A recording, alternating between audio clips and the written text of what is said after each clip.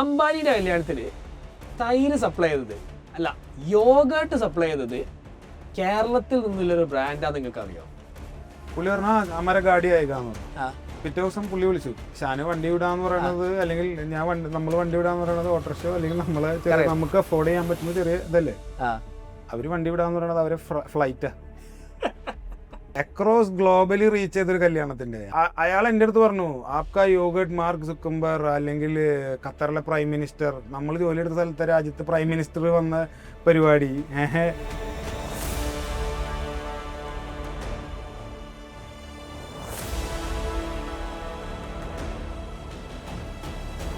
അറിയുന്ന പോലീസുകാരാണ് രണ്ടിടി കൂടുതലാന്ന് പറഞ്ഞ പോലെ വേറൊരാൾ വന്നിട്ട് ആ പണിയെടുക്കുമ്പോൾ അവർക്ക് ഇരട്ടി ശമ്പളം, എനിക്ക് പകുതി ശമ്പളം ഉള്ളൂ. അപ്പോൾ അങ്ങനെ കുറേ പരിപാടി. അപ്പോൾ അതിൽ നിന്നാണ് ഞാൻ കുറേ കാര്യങ്ങൾ പഠിച്ചത്. പുള്ളിക്കാരൻ എന്നെ ജീവിക്കാൻ പഠിപ്പിച്ചു ശരിക്കും. അപ്പം പണ്ട് നമ്മൾ കടയുടെ പുറത്തിരുന്നിട്ട് പറയണം 2 കിലോ പഞ്ചസാര 5 കിലോ അരി അങ്ങനെ പോയിട്ട് അപ്പോൾ പുള്ളിയുടെ മൂടനുസരിച്ച് പുള്ളി പറയുമ്പോൾ കാത്തുക്ക് അവിടെ ആദ്യം വന്നവരുണ്ട് അല്ലെങ്കിൽ വെയിറ്റ് അങ്ങനെ ചൂടാവലൊക്കെ ഉണ്ടാവും. പക്ഷെ ഇപ്പൊ എന്ന് പറയുന്നത് സാർ വരൂ നോക്കൂ, നമ്മള് തൊട്ടിട്ടും അതിനെ ഫീൽ ചെയ്തിട്ടും നമുക്ക് വേണമെങ്കിൽ വാങ്ങിയാൽ മതി. പിന്നീടല്ലേ ഒരു ഇപ്പൊ ഓർഡർ ചെയ്ത ഇപ്പൊ തന്നെ കിട്ടുന്നു. ഇപ്പൊ യോഗട്ട് ചെറിയ ഇതൊക്കെ സിംഗിൾ യൂസ് ആണ്, നമ്മളത് ഉപയോഗിച്ച് ആൾക്കാരത് കച്ചറയിടുന്നു. ഈ ബക്കറ്റ് എന്ന് പറയുന്ന സാധനം എന്റെ ഉമ്മ അടക്കം ഫ്രിഡ്ജിലാണ് കിടക്കും. ഈ സാധനം ഉപയോഗം കഴിഞ്ഞ് കഴുകി അവര് വേറെ എന്തെങ്കിലും ഇട്ട് വെക്കും. അല്ലെങ്കിൽ പണ്ട് നമ്മൾ തുടങ്ങുന്ന 5-6 വർഷം അല്ലെങ്കിൽ 7 വർഷം മുന്നേ ആ എറണാകുളത്തെ ലുലുന്ന് എവിടുന്നൊക്കെ ആൾക്കാർ വരണ്ടായിരുന്നു എറണാകുളത്തെ ലുലുക്ക് സാധനങ്ങൾ വാങ്ങാൻ. ലുലു പോകാനായിട്ട് ഞാൻ പോയത് ഗവൺമെന്റ് എന്റെ വീട്ടിൽ. ഞങ്ങള് ആദ്യം പോയ ചെറിയ ഔട്ട്ലെറ്റ്സ് ഒക്കെ ഉണ്ടല്ലോ, അവരൊന്നത് വേണ്ടാന്ന് പറഞ്ഞവർ ഇങ്ങോട്ട് വിളിക്കാൻ തുടങ്ങി. ഇത് ലുലുവിൽ മാത്രമേ കൊടുക്കുള്ളൂ. അപ്പൊ നമ്മൾ പറഞ്ഞു, അല്ല നിങ്ങളുടെ അടുത്ത് മുന്നേ വന്നിട്ട് നിങ്ങൾ പറ്റില്ല എന്ന് പറഞ്ഞതാ. അയ്യോ അതറിയില്ലായിരുന്നു, വേറെ ആരുടെയും സംസാരിച്ചത്. എന്നിട്ട് അവര് ചെറിയ സ്ഥലം തരാൻ പറയും. ഇപ്പൊ ഇനി വരാൻ പോണെന്ന് വെച്ചാൽ ഒന്നും കൂടി ഹെൽത്ത് ഓറിയന്റഡാ. ക്ലീൻ ലേബിൾസ് കറക്റ്റായിട്ട് ഇല്ലെങ്കിൽ ആ പ്രൊഡക്റ്റ് പുൾ ഓഫ് ചെയ്യാനുള്ള ബുദ്ധിമുട്ടുകൾ ഗ്രാജുവലി വരും. ഗ്ലോബലി നമ്മളതിൽ മാത്രമുള്ള സാധനം എന്ന് പറഞ്ഞാൽ ഇന്ത്യയിൽ വേറൊരു വെൻഡേഴ്സിൻ്റെ കയ്യിലില്ല. ഞങ്ങളൊരു 3 വർഷത്തെ അറിഞ്ഞു നമ്മളെ സംഭാരത്തിന്റെ ഫ്ലേവറിൽ യോഗട്ട്.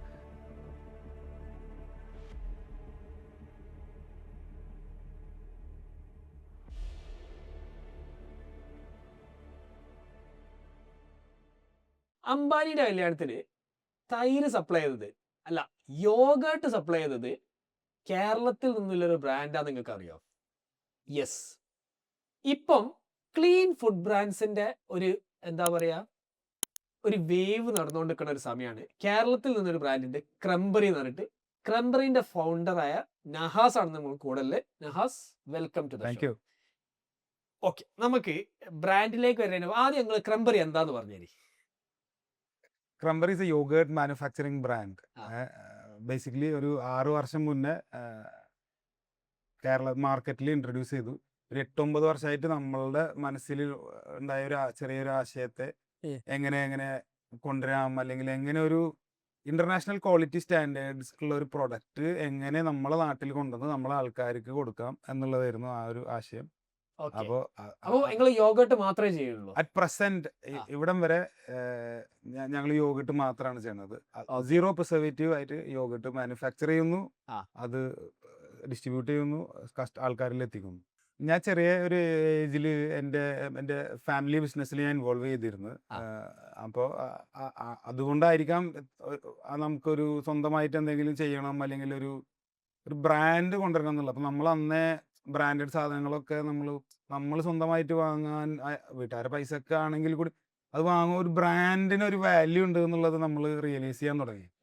മനസ്സിലായി? അപ്പൊ അത് സ്ലോലി നമ്മൾ മനസ്സിലാക്കി എങ്ങനെ ഒരു ബ്രാൻഡ് ക്രിയേറ്റ് ചെയ്യാം. പിന്നെ ഇപ്പൊ യോഗേർട്ട് എന്ന് പറയുന്ന സാധനം ഞാൻ ഖത്തറിലായിരുന്നു കുറച്ച്. അപ്പൊ എന്റെ ഫാമിലി ബിസിനസ് ഞങ്ങൾക്ക് ടിഷ്യൂ പേപ്പറിന്റെ മാനുഫാക്ചറിങ് റെന്റേക്കാർ. അപ്പൊ ഞാൻ ടിഷ്യൂ പേപ്പറിന്റെ ഡിവിഷനിലായിരുന്നു ഞാൻ ഉണ്ടായിരുന്നത്. അപ്പൊ നൈസ് ടച്ച് എന്നാണ് ബ്രാൻഡ് നെയിം. അതെ. അതേപോലെ നമ്മൾ വെക്കേഷൻ നാട്ടിലേക്ക് വരുമ്പോ യോഗേർട്ട് നമ്മൾ അവിടുന്ന് കൊണ്ടുവരിക. അപ്പൊ എങ്ങനെ നമുക്ക് അവിടെ കിട്ടുന്ന അതേ പ്രോഡക്ട്സ് നമ്മളെ നാട്ടിൽ എങ്ങനെ നമുക്ക് മാനുഫാക്ചർ ചെയ്യാം എന്നുള്ള ഒരു തോട്ട് പ്രോസസ്സിൽ പിന്നെ നമ്മൾ എന്തായാലും നാട്ടിൽ നിൽക്കുന്ന ആ ഒരു ഫീല് അല്ലെങ്കിൽ നമുക്ക് ആ ഒരു സന്തോഷം ഒന്ന് വേറെ തന്നെ ആയിരിക്കുമല്ലേ. കറക്റ്റ്. അപ്പൊ അങ്ങനെയാണ് അതിലേക്ക് നമ്മൾ എത്തിയതും. അപ്പൊ ഗ്രാജുവലി അപ്പൊ ഞാൻ കുറെ ആൾക്കാരെ പോയി കണ്ട് അല്ലെങ്കിൽ എങ്ങനെ ഇതിനെ പറ്റി എന്നെ ഏറ്റവും കൂടുതൽ സപ്പോർട്ട് ചെയ്തിട്ടുണ്ടാവും മണ്ണുത്തി ഡയറി കോളേജിൽ ഞാൻ അപ്രന്റിക്സ് ആയിട്ട് നിന്നു. ഡയറി കോളേജിൽ ആ പിള്ളേർ അവരെ കൂടെ ഞാൻ തന്നെ ക്ലാസ്സിലേക്ക് കയറി ഇരിക്കായിരുന്നു. അവർ അവിടുത്തെ പ്രൊഡക്ഷൻ ഫെസിലിറ്റിയിൽ അവിടെ ഞാൻ വർക്ക് ചെയ്തിട്ടുണ്ട്. അപ്പോൾ അവിടെ അന്ന് എനിക്ക് ദിവ്യ എന്ന് പറഞ്ഞിട്ട് ഒരു അസിസ്റ്റന്റ് പ്രൊഫസർ ഉണ്ടാവും. ഇപ്പൊ പുള്ളിക്കാരി അസിസ്റ്റന്റ് പ്രൊഫസർ അല്ല കേട്ടോ, പുള്ളിക്കാരി കയറി വേറെന്തോ നല്ല പോസ്റ്റിൽ ആയി, PhD എടുത്ത് ഡോക്ടറേറ്റ് ഒക്കെ എടുത്തു പുള്ളിക്കാരി. അപ്പോൾ പുള്ളിക്കാരിയുടെ അടുത്ത് ഞാൻ പോയി കണ്ടു. പുള്ളിക്കാരിയുടെ ഒരു സീനിയർ എന്നെ റെഫർ ചെയ്തു പുള്ളിക്കാരുടെ അടുത്ത്. അപ്പോൾ ഞാൻ പുള്ളിക്കാരെ പോയി കണ്ടു, സംസാരിച്ചു. പുള്ളിക്കാരി എന്നെ അവിടുന്ന് ഡീനിന്റെ അടുത്ത് കൊണ്ടുപോയി. പുള്ളിയും വിചാരിച്ച ഒരു പയ്യനാ വന്ന് ഗൾഫിൽ നിന്നൊക്കെ. ഓക്കെ, ആണ്. അതെ മതിയാക്കിയാ. അപ്പൊ എന്തുകൊണ്ട് എന്നുള്ളത് പുള്ളി വിചാരിച്ചു ഓക്കെ ഇനി ട്രൈ ചെയ്ത് നോക്കട്ടെ, കാരണം ഇവർക്ക് വലിയ നഷ്ടമൊന്നുമില്ലല്ലോ. ഓക്കെ എന്നുള്ള സ്ഥാനത്തും അവരും വിചാരിച്ചു ഓക്കെ യങ് ആയിട്ടുള്ള ആൾക്കാർ വരട്ടെ എന്നൊക്കെ ഉള്ള രീതിയിൽ. അങ്ങനെ പാലിൽ എങ്ങനെ ട്രീറ്റ് ചെയ്യുന്നു, പാല് എവിടുന്ന് പാലിനെ കിട്ടുന്നു. അപ്പൊ നമ്മളന്ന് ഗൾഫിൽ നിന്നൊക്കെ ആകുമ്പോ നമ്മൾ വിചാരിക്കണം എന്താ, നമ്മൾ തന്നെ സ്ഥലം അറേഞ്ച് ചെയ്ത് നമ്മൾ തന്നെ പശുവിനെ വളർത്തി ആ ഒരു ഇതാണല്ലോ. അങ്ങനെയുള്ള അവിടുത്തെ പ്രോസസ്സ് എടുക്കണം. നമ്മൾ ഇന്ത്യയിലാവുമ്പോ അങ്ങനെ വേണ്ട. പാല് നമുക്ക് കിട്ടും, അതിനെങ്ങനെ വാല്യൂ ആഡഡ് പ്രൊഡക്ട്സിലോട്ട് മാറ്റാം എന്നുള്ളതിനെ പറ്റി അപ്പൊ ഒരു വലിയൊരു ഭാഗം നമ്മൾ മാറ്റി നിർത്താം അല്ലെ. ഫാമിംഗ് വേണ്ട അല്ലെ. അത് ഞാൻ ആദ്യമേ അതിന്റെ ഇടയിൽ കുറച്ച് ചെയ്തൊക്കെ നോക്കി കൈയൊക്കെ പൊള്ളി ആണ്. അങ്ങനെയുള്ള ഒരു സമയത്താണ് ഇങ്ങനെയുള്ള ഒരു ഇൻഫർമേഷനും കൂടി എനിക്ക് കിട്ടിയതും. നമ്മൾ ഇങ്ങനെ ചെയ്യണമെന്നുണ്ടെങ്കിൽ അല്ലെങ്കിൽ എന്താ വെച്ചാൽ ഈ ഉണ്ടാക്കുന്ന വരുന്ന പാലിനെ നമുക്ക് ഇങ്ങനെ ആക്കിയാലാണല്ലോ ബെനിഫിറ്റ് ഉണ്ടാക്കാം. അതിന് നമുക്ക് കിട്ടുന്നതിന്റെ അളവും കുറവായിരിക്കും. പാല് മാത്രമായിട്ട് സോഴ്സ് നമുക്ക് കംപ്ലീറ്റ്ലി മാനുഫാക്ചറിംഗിൽ ഫോക്കസ് ചെയ്യാം എന്നുള്ള ഒരു തോട്ട് പ്രോസസ് ആയിരുന്നു. അപ്പൊ പാല് പ്രൊക്യൂർ ചെയ്യുക, ഇത് മാനുഫാക്ചർ ചെയ്യുക. പക്ഷെ നഹാസ് എന്നുള്ള മനുഷ്യന്റെ കഥ പറയും അല്ല. അപ്പോ സ്കൂളും കോളേജും ഞാൻ പ്ലസ് അതാണ് എല്ലാ ആൾക്കാരുടെ നോർമലി ഇപ്പോ +2 വരെ ഗൾഫിൽ പഠിച്ചിട്ട് കോളേജ് നാട്ടിൽ പഠിച്ചിട്ടുള്ളതായിരിക്കും. എന്റേത് അതിന്റെ ഓപ്പോസിറ്റ് ആയിരുന്നു. ഗൾഫിൽ പോയി തിരിച്ചു വന്നതാണ്. ആണ്. അപ്പൊ ഞാൻ +2 വരെ നാട്ടിൽ പഠിച്ചു. അത് കഴിഞ്ഞിട്ട് എന്റെ ഇതേപോലെ ഫാമിലി നമ്മൾ നാട്ടിൽ പഠിക്കാൻ നമ്മൾ അടിച്ചു പൊളിച്ചൊക്കെ നടക്കുമ്പോ ഇപ്പൊ പറഞ്ഞ ഇവിടെ കോളേജിലും പോവാം ഓഫീസിലും വരണം എന്നുള്ളൊരു നിർബന്ധ ഘട്ടത്തിൽ. അപ്പൊ ഞാൻ വിചാരിച്ചാൽ ഓക്കെ അപ്പൊ കറക്റ്റ് ആയിട്ട് ഓഫീസിൽ വന്നാലാണ് പോക്കറ്റ് മണിയും കിട്ടുള്ളൂ. അപ്പൊ വേറെ വഴിയില്ല. ഞങ്ങളുടെ സ്വന്തം ഓഫീസില് ഞാൻ കാരണമാണ് പഞ്ചിങ് വെച്ചത് എന്ന് പറഞ്ഞാൽ മനസ്സിലായി. അന്ന് പറഞ്ഞു കഴിഞ്ഞാൽ ഞാൻ വരാണ്ടായി സമയത്ത് ഞാൻ വരില്ലല്ലോ. 2 ദിവസം വന്നാൽ പിന്നെ ഞാൻ കുറെ ദിവസം വരില്ല. ബേസിക്കലി അങ്ങനെ ഗ്രാജുവലിട്ടാ. ആദ്യത്തിലൊക്കെ നമ്മൾ സ്ഥിരമായിട്ട് വന്നിരുന്നു. അപ്പൊ പിന്നെ സെയിൽസിലാണ് അപ്പൊ ഞാൻ 1 മാസത്തോളം ഒന്നും അവിടെ ചെയ്തില്ല. പിന്നെ കോളേജ് ഓഫ് നോർത്ത് അറ്റ്ലാന്റിക് എന്ന് പറഞ്ഞിട്ട് ഖത്തർ ഫൗണ്ടേഷൻ. അതെ. അപ്പോ എന്നോട് മൂത്താപ്പ ചോദിച്ചു എന്താണ് നിനക്ക് ചെയ്യേണ്ടത് അങ്ങനെ കാര്യങ്ങൾ. അപ്പോഴാണ് ഞാൻ പറഞ്ഞത് എനിക്ക്. അപ്പം പുള്ളിയുടെ മോൻ തന്നെ പറഞ്ഞു നിനക്ക് പറ്റിയ പണി സെയിൽസ് ആൻഡ് മാർക്കറ്റിംഗ്, സെയിൽസും മാർക്കറ്റിംഗ്. അല്ല അത് മാത്രല്ല എന്നെ പുള്ളിക്ക് അറിയാം, മനസ്സിലായി. അപ്പൊ നിനക്ക് പറ്റിയ പണി അതാണെന്ന് പുള്ളി പറഞ്ഞു. അപ്പോൾ ഞാൻ ആലോചിച്ചു അതായിരിക്കാം. അപ്പൊ ഞാൻ ഓക്കെ മൂത്താപ്പ ഇത് ചെയ്യാന്ന് പറഞ്ഞു. പുള്ളി അവിടെ സെയിൽസ് മാനേജർ കൂടെ എന്നെ ട്രെയിനിങ്ങിന് ഇട്ടു. അപ്പോൾ കാര്യങ്ങളൊക്കെ മെല്ലെ പഠിച്ചു. ഞാൻ ഇൻഡിപെൻഡന്റ് ആയിട്ട് ഓരോന്ന് ചെയ്യാൻ തുടങ്ങി. അപ്പോഴെന്താ വെച്ചാൽ അവനാന്റെ അല്ലേ സ്ഥലം. അപ്പൊ അറിയണ പോലീസുകാരാണ് 2 അടി കൂടുതലാന്ന് പറഞ്ഞ പോലെ വേറൊരാള് വന്നിട്ട് ആ പണി എടുക്കുമ്പോ അവർക്ക് ഇരട്ടി ശമ്പളം, എനിക്ക് പകുതി ശമ്പളം ഉള്ളൂ. മനസ്സിലായ ഇല്ല. അപ്പൊ അങ്ങനെയൊക്കെ വരുമ്പോ നമ്മള് എന്താ വെച്ചാൽ ഞാൻ സെയിൽസ് ഒക്കെ കൊണ്ടുവരാൻ തുടങ്ങി ഗ്രാജുവലി. ടിഷ്യൂസിന്റെ ഞങ്ങള് 5 സ്റ്റാർ ഹോട്ടൽസ്, അതുപോലെ പള്ളികളില്. അതെ. അങ്ങനെ ബൾക്കായിട്ടുള്ള ഓർഡേഴ്സ്, പിന്നെ റീറ്റെയിൽസ് ഔട്ട്ലെറ്റ്സിനുള്ള ബൾക്ക് ഓർഡേഴ്സ് അവരെ പേരില് വൈറ്റ് ലേബിൾ ചെയ്തിട്ട് കൊടുക്കുന്നുണ്ട്. അങ്ങനെ കുറെ പരിപാടി. അപ്പൊ അതിൽ നിന്നാണ് ഞാൻ കുറെ കാര്യങ്ങൾ പഠിച്ചത്. പുള്ളിക്കാരൻ എന്നെ ജീവിക്കാൻ പഠിപ്പിച്ചു ശരിക്കും. അപ്പൊ ഇതേപോലെ പല കാര്യങ്ങളിലും നമ്മൾ ലേസി ആയിട്ടുള്ളിടത്തൊക്കെ ഓരോന്നോരോന്ന് ചെയ്തിട്ടും നമുക്ക് ഓരോ ഇൻപുട്സ് പറഞ്ഞു തന്നിട്ടും അല്ലാതെ ഇങ്ങനെയല്ല ചെയ്യേണ്ടത്. അപ്പൊ നമ്മൾക്ക് അന്ന് ചോര തുളക്കണ സമയം എന്നല്ലേ നമ്മള് ചിന്തിച്ചതും അല്ലെങ്കിൽ നമ്മൾ ആ ഒരു ആംഗിളല്ല ശരി എന്നുള്ളതല്ലേ. അപ്പൊ പിന്നെ മൂത്താപ്പ് ഓരോന്നോരോന്നായിട്ട് നമുക്ക് ഡിഫറൻഷിയേറ്റ് ചെയ്ത് തന്നത് അങ്ങനെയല്ല അതിങ്ങനെ. അപ്പൊ ഓരോന്നോരോ നമ്മൾ പഠിച്ച് മനസ്സിലാക്കി. അപ്പൊ നമ്മൾ വെക്കേഷന് വരുമ്പോ അവിടുന്ന് യോഗട്ട് കൊണ്ടുവരുന്നു, മനസ്സിലായി. അപ്പൊ എന്റെ കസിൻസും അതെ അന്ന് അൽമറയും അത് മാത്രമേ ഉള്ളൂ. ഇന്ന് ഖത്തറിന്റെ ഓൺ ബ്രാൻഡ് ഉണ്ട് ബലാദിന എന്ന് പറഞ്ഞിട്ട്. അപ്പൊ നമ്മൾ അവിടുന്ന് കൊണ്ടുവരും. അത് ഒരു ബ്ലോക്കേജ് ഒക്കെ ഉണ്ടായി ഖത്തറിലേക്കുള്ള. അതെ 17 ആ ഒരു സമയത്ത്. അപ്പൊ ബ്ലോക്കേജ് ഒക്കെ വന്നപ്പോ അവര് സെൽഫ് സഫീഷ്യന്റ് ആവാൻ വേണ്ടിട്ട് ചെയ്തതാണ്. അതെ. അത് വലിയൊരു കഥയാണ് കേട്ടോ. അതെ. അപ്പോ ഗ്രാജുവലി എന്റെ കസിൻസും അവരൊക്കെ വെക്കേഷൻ വരുമ്പോ യോഗട്ട് നാട്ടിൽ കൊണ്ടിരുന്നു. കൊണ്ടുവരാൻ പറ്റാവുന്ന ഒരു ക്വാണ്ടിറ്റി ചെറിയ രീതിയിൽ എല്ലാതരം അതെ. ഫ്ലേവേഴ്സും ഫ്ലേവേഴ്സും പ്ലെയിനും കിട്ടാനല്ലോ. പ്ലെയിൻ എന്ന് പറഞ്ഞാൽ നാട്ടിൽ കിട്ടുന്ന പാക്കറ്റിൽ വരുന്ന പുളിയുള്ള തൈരാണ് കിട്ടുന്നത്. മിൽമന്റെ മാത്രം. അതെ അതെ അതെ. ലോക്കലി ഉള്ള റീജിയണൽ പ്ലേയേഴ്സിന്റെ ഉണ്ടാവും സാധാരണക്കാരുണ്ടാക്കി വെക്കുന്ന സാധനങ്ങളൊക്കെ ഒക്കെ ഈ പുളിയുള്ള തൈരാണ്. ആ ക്രീമി ആ ഒരു തിക്നെസ്സിലുള്ള ടെക്സ്ചറിൽ കിട്ടുന്ന സാധനം കിട്ടണില്ല. കറക്റ്റ്. അപ്പൊ നമ്മളും അതന്നെ ചെയ്യണം. അങ്ങനെയാണ് ഞാൻ ആലോചിക്കുന്നത്, എന്തുകൊണ്ട് നമുക്ക് സ്വന്തമായിട്ട് നമ്മളെ നാട്ടിൽ ചെറിയൊരു ബ്രാൻഡ് ക്രിയേറ്റ് ചെയ്ത് കൂടാ എന്നുള്ള ഒരു തോട്ട് പ്രോസസ് ഉണ്ടായത്. അവിടെ നിൽക്കാൻ താല്പര്യമില്ലായിരുന്നു.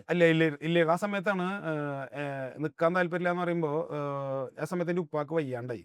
ആ സമയത്ത് ഞാൻ എമർജൻസി ആയിട്ട് ഇങ്ങനെ നാട്ടിലേക്ക് വന്നു. ഇനി ഞാൻ ആലോചിച്ചത്, നമ്മള് എന്തുകൊണ്ട് ഇവിടെ നിന്നുകൂടാ. ഞാൻ 19ാമത്തെ വയസ്സ് മുതൽ ഫാമിലി ബിസിനസ്സിൽ പ്രോപ്പറായിട്ട് ഇൻവോൾവ് ചെയ്യണ്ടായിരുന്നു. അപ്പൊ ആ ഒരു 23 ആയ സമയത്താണ് ഞാൻ ഇങ്ങനെ ക്രംബറി എന്നുള്ളൊരു ആശയത്തെ പറ്റി അതിന്റെ പിന്നിൽ വർക്ക് ചെയ്യലും കമ്പനി തുടങ്ങിയതൊക്കെ ചെയ്തത്. അപ്പൊ ഞാൻ ഇങ്ങനെ ആലോചിച്ചു, നമുക്കിത് സ്വന്തമായിട്ട് ഇവിടെ ഇങ്ങനെ ചെയ്തുകൂടാ. അപ്പൊ ഞാൻ ഒരു 6 മാസം ടൈം ചോദിച്ചു. അപ്പൊ 6 മാസത്തിന്റെ ഉള്ളിലാണ് വിസ. അല്ല, ഉപ്പാന്റെ അടുത്ത് തന്നെ 6 മാസം ടൈം ചോദിച്ചു. അപ്പൊ പിന്നെ കുഴപ്പമില്ല, മൂത്താപ്പാന്റെ അടുത്ത് നിന്നായാലും സെയിം അപ്രൂവൽ കിട്ടും, സെയിം തന്നെ. അപ്പൊ പുള്ളി ചോദിച്ചു എന്താണ് ഉദ്ദേശം. അപ്പൊ ഞാൻ പറഞ്ഞു എങ്ങനെയാണ്. ശരി, 6 മാസം ടൈം വരാമെന്ന് പറഞ്ഞു. ആ ടൈം ഞാൻ എക്സ്റ്റെൻഡ് ചെയ്ത് ഒരു മോർ ദാൻ ഒരു 1.5 കൊല്ലമൊക്കെ എടുത്ത് എല്ലാ 1 മാസം 2 മാസം എന്നൊക്കെ ഇങ്ങനെ പറഞ്ഞിട്ടും. അപ്പൊ പിന്നെ 6 മാസത്തിനുള്ളിൽ തിരിച്ചു പോയാല വിസ. അപ്പൊ പിന്നെ ഞാൻ മൂത്താപ്പായാലും പറഞ്ഞാ അവനവിടെ നിക്കട്ടെ, എന്താ അവനെ അതാണെന്നുണ്ടെങ്കിൽ വിസ നമുക്ക് വീണ്ടും എടുക്കണമെങ്കിൽ എടുക്കാം, ആ സമയം നോക്കുമ്പോ എന്നിവൻ ഒന്ന് നോക്കട്ടെ എന്ന് പറഞ്ഞു. അപ്പൊ പിന്നെ ഞാന് വേറെ വഴിയില്ലല്ലോ, ഇവർക്ക് തിരിച്ചുകൊണ്ട് കൊണ്ടുപോകാനും പറ്റില്ലല്ലോ. അപ്പൊ എന്നാ ശരി, എന്തായാലും അവൻ ചെയ്യട്ടെ എന്നുള്ളത്. അത് പഠിച്ചോണ്ട് കുതിരത്തോണ്ട് നമ്മൾ ഇവിടം വരെ എത്തിയെന്ന് വേണമെങ്കിൽ പറയാം. അപ്പൊ നിങ്ങൾ എപ്പോഴാണ് ഈ കോളേജിലേക്ക് എത്തുന്നത്? മണ്ണുത്തി കോളേജ്. അപ്പൊ ഞാൻ ഇതിനെപ്പറ്റി പിന്നെ അന്വേഷിക്കാൻ തുടങ്ങി, പഠിക്കാൻ തുടങ്ങി, വ്യവസായ ഓഫീസിൽ പോയി. അപ്പൊ അവിടുന്ന് എങ്ങനെയാണെന്നുള്ള മനസ്സിലായി. അപ്പൊ ഇതേപോലെ അനിമൽ ഹസ്ബൻഡറിയിൽ പോയി. അപ്പൊ ആ പുള്ളിക്കാരി മണ്ണുത്തി ഡയറി കോളേജിൽ പഠിച്ചതായിരുന്നു.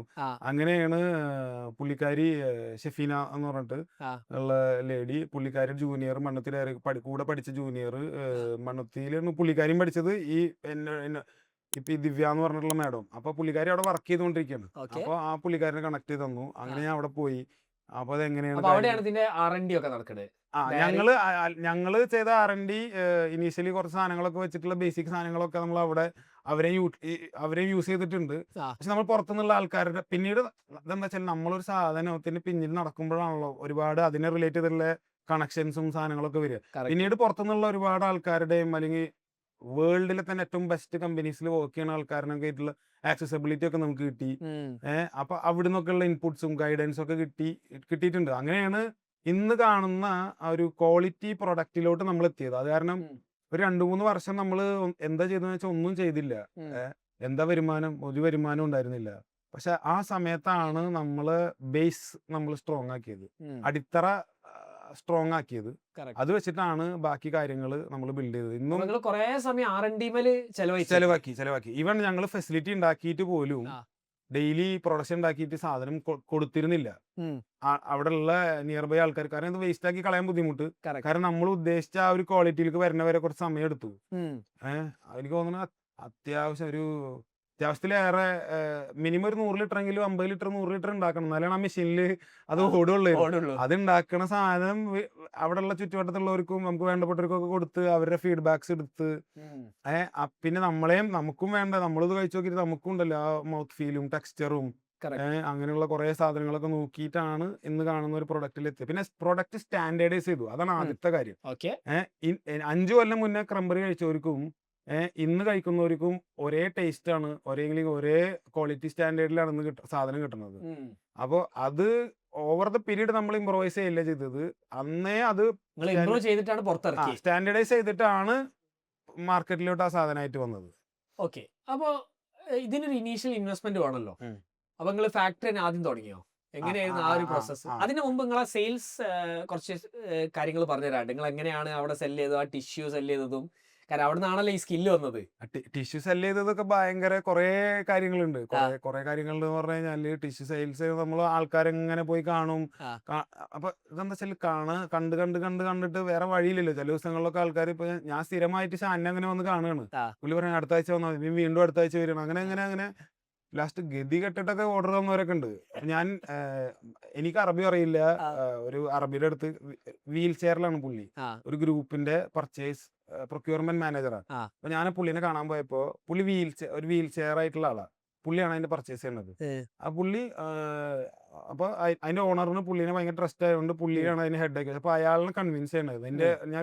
നിങ്ങൾ ചോദിച്ചപ്പോൾ ഒരു ഇൻട്രസ്റ്റിംഗ് ആയ സാധനം പെട്ടെന്ന് ഓർമ്മ വന്ന് പറയുന്നതാ. അപ്പൊ പുള്ളി വീൽ ചെയറില.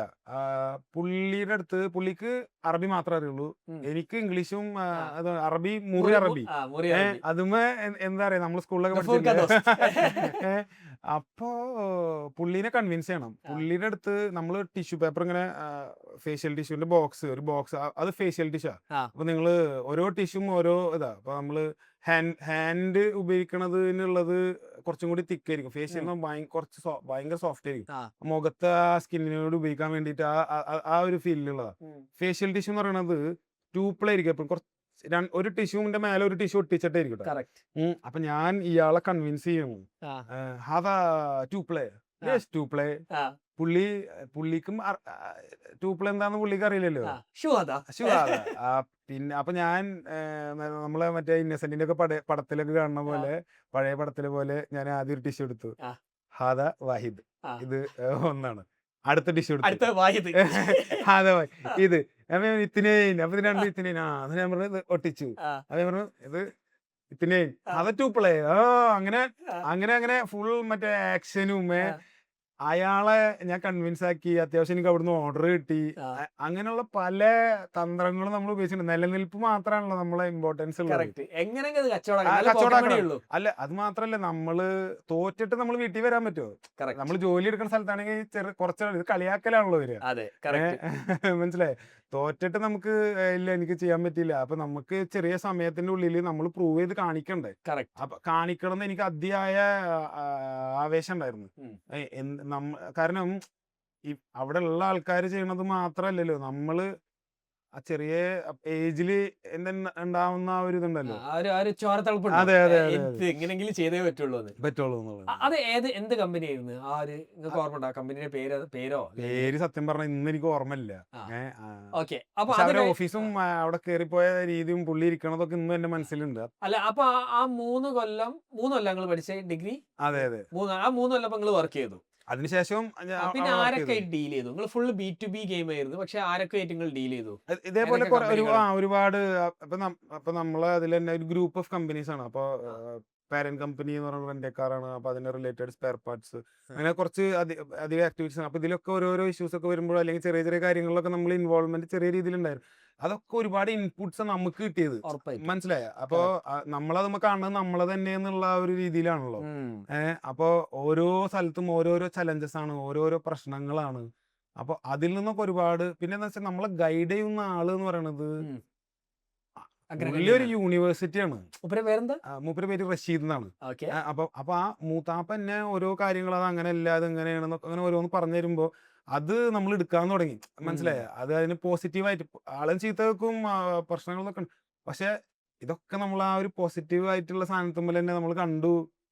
അല്ലെങ്കിൽ പിന്നെ എന്നെ ഗൈഡ് ചെയ്തിട്ടുണ്ട്. നമ്മൾ ടിഷ്യൂ പേപ്പറിലൊക്കെ വർക്ക് ചെയ്യുമ്പോൾ അതിന്റെ GM ആയിരുന്നു റജിൽക്ക എന്നൊക്കെ പറഞ്ഞിട്ട്. പുള്ളിയൊക്കെ നമ്മളെ എങ്ങനെ പുള്ളിയും ഒരു അനിയനെ പോലെ നമ്മളെ കണ്ടു.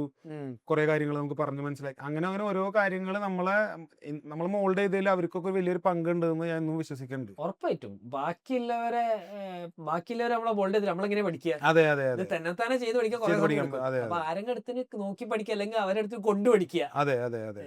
അപ്പൊ നിങ്ങൾ ആ സമയത്ത് ലുലു പോലത്തെ കമ്പനികൾക്ക് വിറ്റിരുന്നോ? അല്ല, ആ സമയത്ത് ടിഷ്യൂ ലുലു പോലത്തെ കമ്പനി റീറ്റെയിൽ ആയിരുന്നില്ല നമ്മൾ കോൺസെൻട്രേഷൻ. ഹോൾസെയിൽ പോലെ ബൾക്ക് പർച്ചേസ്. നമ്മൾ ഇവിടുത്തെ ടിഷ്യൂന്റെ യൂസേജ് പോലെ അല്ല. അവിടെ ക്ലീനിങ് കമ്പനീസ് ഒക്കെ ആയിരിക്കും ചെയ്യുക. അപ്പൊ ആ ക്ലീനിങ് കമ്പനീസിനൊക്കെ വേണ്ടിയിട്ടുള്ള ആ ക്ലീനിങ് കമ്പനിക്ക് കോൺട്രാക്ട് ആയിരിക്കും. അപ്പൊ അങ്ങനത്തെ ക്ലീനിങ് കമ്പനീസിന്റെ ഷോപ്പിംഗ് മാള്, ഔക്കാഫിന്റെ അടിയിൽ വരുന്ന പള്ളികള്, അവർക്കൊക്കെ ഉള്ള tissue cleaning, piper, mop, garbage bag, bin, അങ്ങനെയുള്ള എല്ലാ സാധനങ്ങളും നമ്മൾ ആ സമയത്ത് ചെയ്തിരുന്നു. ഒക്കെ ആഡ് ഓൺ ചെയ്തതാണ്. ഓക്കെ, അപ്പൊ നമുക്ക് ക്രംബറിയിലേക്ക് തിരിച്ചു തരാം. ക്രംബറി നിങ്ങൾ ആദ്യം തന്നെ പോയിട്ട് ഫാക്ടറിയാണ് ഉണ്ടാക്കിയത്. അപ്പൊ ഈ ഫാക്ടറി ഉണ്ടാക്കാൻ ഇൻവെസ്റ്റ്മെന്റ് എവിടെ നിന്നു? അത് കുറച്ച് പൈസ ഞാൻ ലോൺ എടുത്തു. പിന്നെ എന്താ പറയാ, ഇനീഷ്യലി ഉള്ള ഇൻവെസ്റ്റ്മെന്റ് നമ്മളെ കയ്യിൽ നിന്നും അല്ലെങ്കിൽ വീട്ടിൽ നിന്നോ സുഹൃത്തുക്കളിൽ നിന്നൊക്കെ പറയണ പോലെ തന്നെയാണ് first race. Friends and family round. അതെ അതെ അതെ. ഭയങ്കര എന്ന് പറഞ്ഞാൽ പുറത്തുനിന്ന് ഭയങ്കരമായ റേസിംഗ് അല്ല ചെയ്തത്. പക്ഷെ എന്നാ അത്യാവശ്യം നല്ലൊരു പൈസ അതിന് വേണ്ടി വരൂലേ ഫാക്ടറി സെറ്റ് ചെയ്യാൻ? അത് വേണ്ടി വന്നു. പക്ഷെ ആ. കുറച്ച് പൈസ നമ്മൾ ജോലി എടുത്ത നമ്മളെ സേവിങ്സ് ഒക്കെ ഉണ്ടായിരുന്നു. ആ. പിന്നെ കുറച്ച് പൈസ നമ്മൾ ലോൺ എടുത്തു. ആ. അങ്ങനെയൊക്കെ വെച്ചിട്ട് കിക്ക് സ്റ്റാർട്ട് ചെയ്തു. ആ. പിന്നെ ഇതിന്റെ റണ്ണിങ്ങിലായിരുന്നു ബാക്കി കുറെ, കാരണം ഷെൽഫ് ലൈഫ് കുറവുള്ള ഒരു പ്രൊഡക്റ്റ് അല്ലേ. ഭയങ്കര കുറവല്ലേ ഇത്, ആ, പെട്ടെന്ന് എക്സ്പയർ ആയി പോകൂലേ? അതായിരുന്നു ഇതിന്റെ ഏറ്റവും വലിയ 3 ചലഞ്ച്. ദിവസം എത്രയല്ലേ? അല്ലല്ല, ഷെൽഫ് ലൈഫ് 14 ഡേയ്സ്, 16 ഡേയ്സ് ഉണ്ട്. 14 ദിവസം നമുക്ക് വിൽക്കാൻ പറ്റും. ഓക്കെ, മനസ്സിലായി. ഉണ്ടാക്കണതും കടയിൽ നിന്ന് തിരിച്ചെടുക്കണം ലാസ്റ്റ് ദിവസം ഷെൽഫിൽ വെക്കൂലല്ലോ. ആ കറക്റ്റ്. അതിൻ്റെതായിട്ടുള്ള ഒരു ചലഞ്ചസ് ഒക്കെ ഉണ്ടായിരുന്നു. ഓക്കെ, അപ്പൊ നമ്മള് അന്ന് തുടങ്ങിയത് എന്ന് പറയുന്നത് വളരെ ചെറിയ രീതിയിൽ എങ്ങനെ ഇത് ഉണ്ടാക്കാന്നുള്ളതാണ്. ഞാൻ ആദ്യം ഫസ്റ്റത്തെ എന്റെ യൂണിറ്റ് ചെയ്തത് 500 ലിറ്റർ ആണ് ഒരു ദിവസം പ്രൊഡക്ഷൻ കപ്പാസിറ്റി ഉള്ളത് ചെയ്തത്. ഓക്കെ. പിന്നീട് അത് 5000-6000 ലിറ്റർ ഒരു ദിവസം ചെയ്യണതിലേക്ക് മാറ്റി. മനസ്സിലായി. നമ്മൾ ആ ഡിമാൻഡ് കൂടി വരലും നമ്മള് ഗ്രാജുവലി ആ ഒരു സാധനം വന്നപ്പോൾ ആ സെയിം സ്ഥലത്ത് നിന്നിട്ട് തന്നെ അങ്ങനെ ഗ്രാജുവലി അതിനും അങ്ങനെ.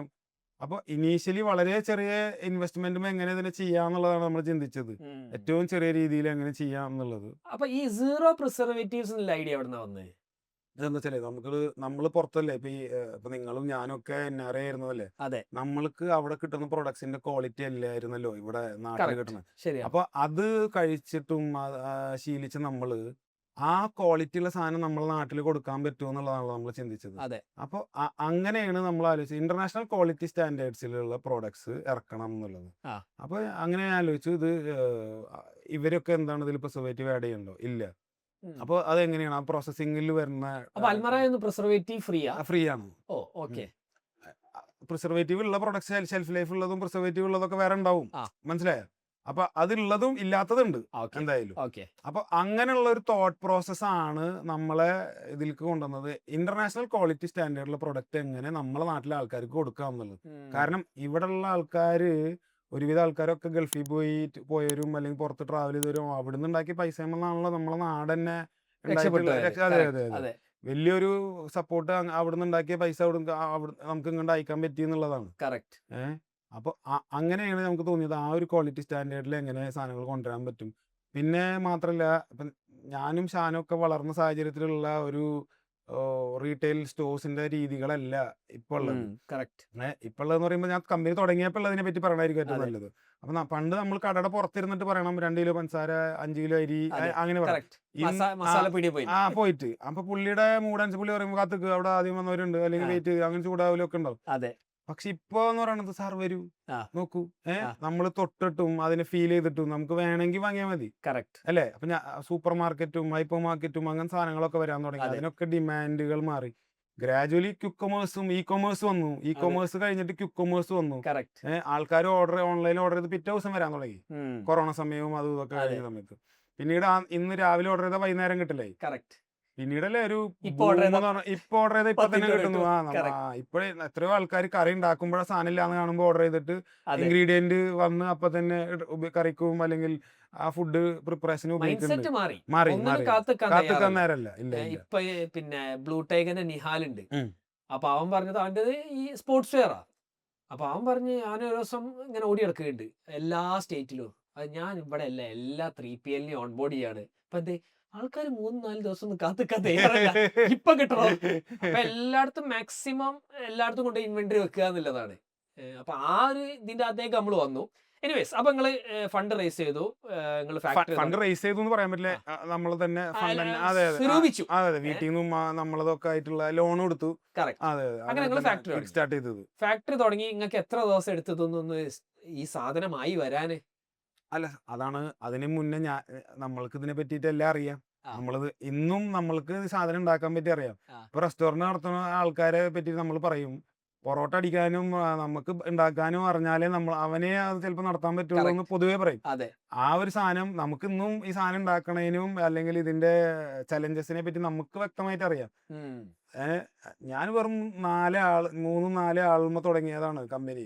മനസ്സിലായി? അപ്പൊ പ്രൊഡക്ഷന്റെ ആളും നമ്മളും അങ്ങനെ ഒക്കെ വെച്ചിട്ട് മാത്രമാണ് നമ്മൾ സാധനം ഉണ്ടാക്കിയിരുന്നത്. അവിടെ നിന്നാണ് ഇന്നൊരു ടീം പ്രൊഡക്ഷൻ നടത്തുന്നതിലും അല്ലെങ്കിൽ ആ ഒരു രീതിയിൽ ഒരു ഡിപ്പാർട്ട്മെന്റ് വൈസിലേക്കൊക്കെ ഈ സാധനം എത്തിയത്. ഇപ്പൊ എത്ര ആൾക്കാരുണ്ട് നിങ്ങളെ ഇപ്പൊ മൊത്തം? ഞങ്ങൾക്ക് ഒരു 45 to 50 ഇടയിൽ ആൾക്കാരുണ്ട്. ഉണ്ട്. അപ്പൊ അന്ന് നിങ്ങൾ ഇത് പ്രൊഡ്യൂസ് ചെയ്തു, നിങ്ങൾ സാധനം ഉണ്ടാക്കി, നല്ല അൽമറായി മോഡലിൽ അടിപൊളി സാധനം ഉണ്ടാക്കി. അപ്പോഴും നമ്മളെന്ന് വെച്ചാല് പാക്കേജിങ്ങിന് ഭയങ്കര ഇമ്പോർട്ടന്റ് കൊടുത്തു. പാക്കേജിങ് ഭയങ്കര, കാരണം അന്ന് കവറിലല്ലേ കിട്ടല്. അതെ അതെ അല്ലെങ്കിൽ വീട്ടിലുണ്ടാക്കുക. അതെ അതെ പാക്കേജിങ്ങിന് ഭയങ്കര ഇമ്പോർട്ടന്റ് കൊടുത്തു എന്ന് പറഞ്ഞു കഴിഞ്ഞാൽ കണ്ടെയ്നർ തപ്പി കണ്ട് കുറെ സ്ഥലത്ത് പോയി നമുക്ക് അറിയില്ലല്ലോ ഇത് എവിടെ കിട്ടും. രണ്ടാമത് സാധനം കേരളത്തിൽ ഒരു സ്ഥലത്ത് പോയിട്ട് നമുക്ക് ചോദിക്കാൻ പറ്റില്ല ഇത് എവിടെ ഉണ്ടാക്കണത്, എങ്ങനെ ഉണ്ടാക്കണം, ആരും ഉണ്ടാക്കണില്ല.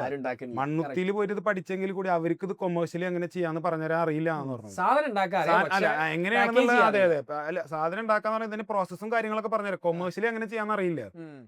അത് നമ്മൾ തന്നെ വീണ്ടും നമ്മൾ പുറത്തുനിന്നുള്ള ഒരുപാട് ആൾക്കാരെ സപ്പോർട്ട് തന്നിട്ടുണ്ടായി. വലിയ വലിയ കമ്പനീസിൽ വർക്ക് ചെയ്യണത്, അവരെ കമ്പനിയുടെ പേരൊന്നും ഞാൻ പറയുന്നില്ല, അത്രയും വലിയ വലിയ കമ്പനീസിൽ വേൾഡ് വൈഡ് വർക്ക് ചെയ്യുന്ന ആൾക്കാരൊക്കെ സപ്പോർട്ട് ഉണ്ട്. അങ്ങനെയാണ് നമ്മൾ ഈ പ്രൊഡക്റ്റിൽ എത്തിയത്.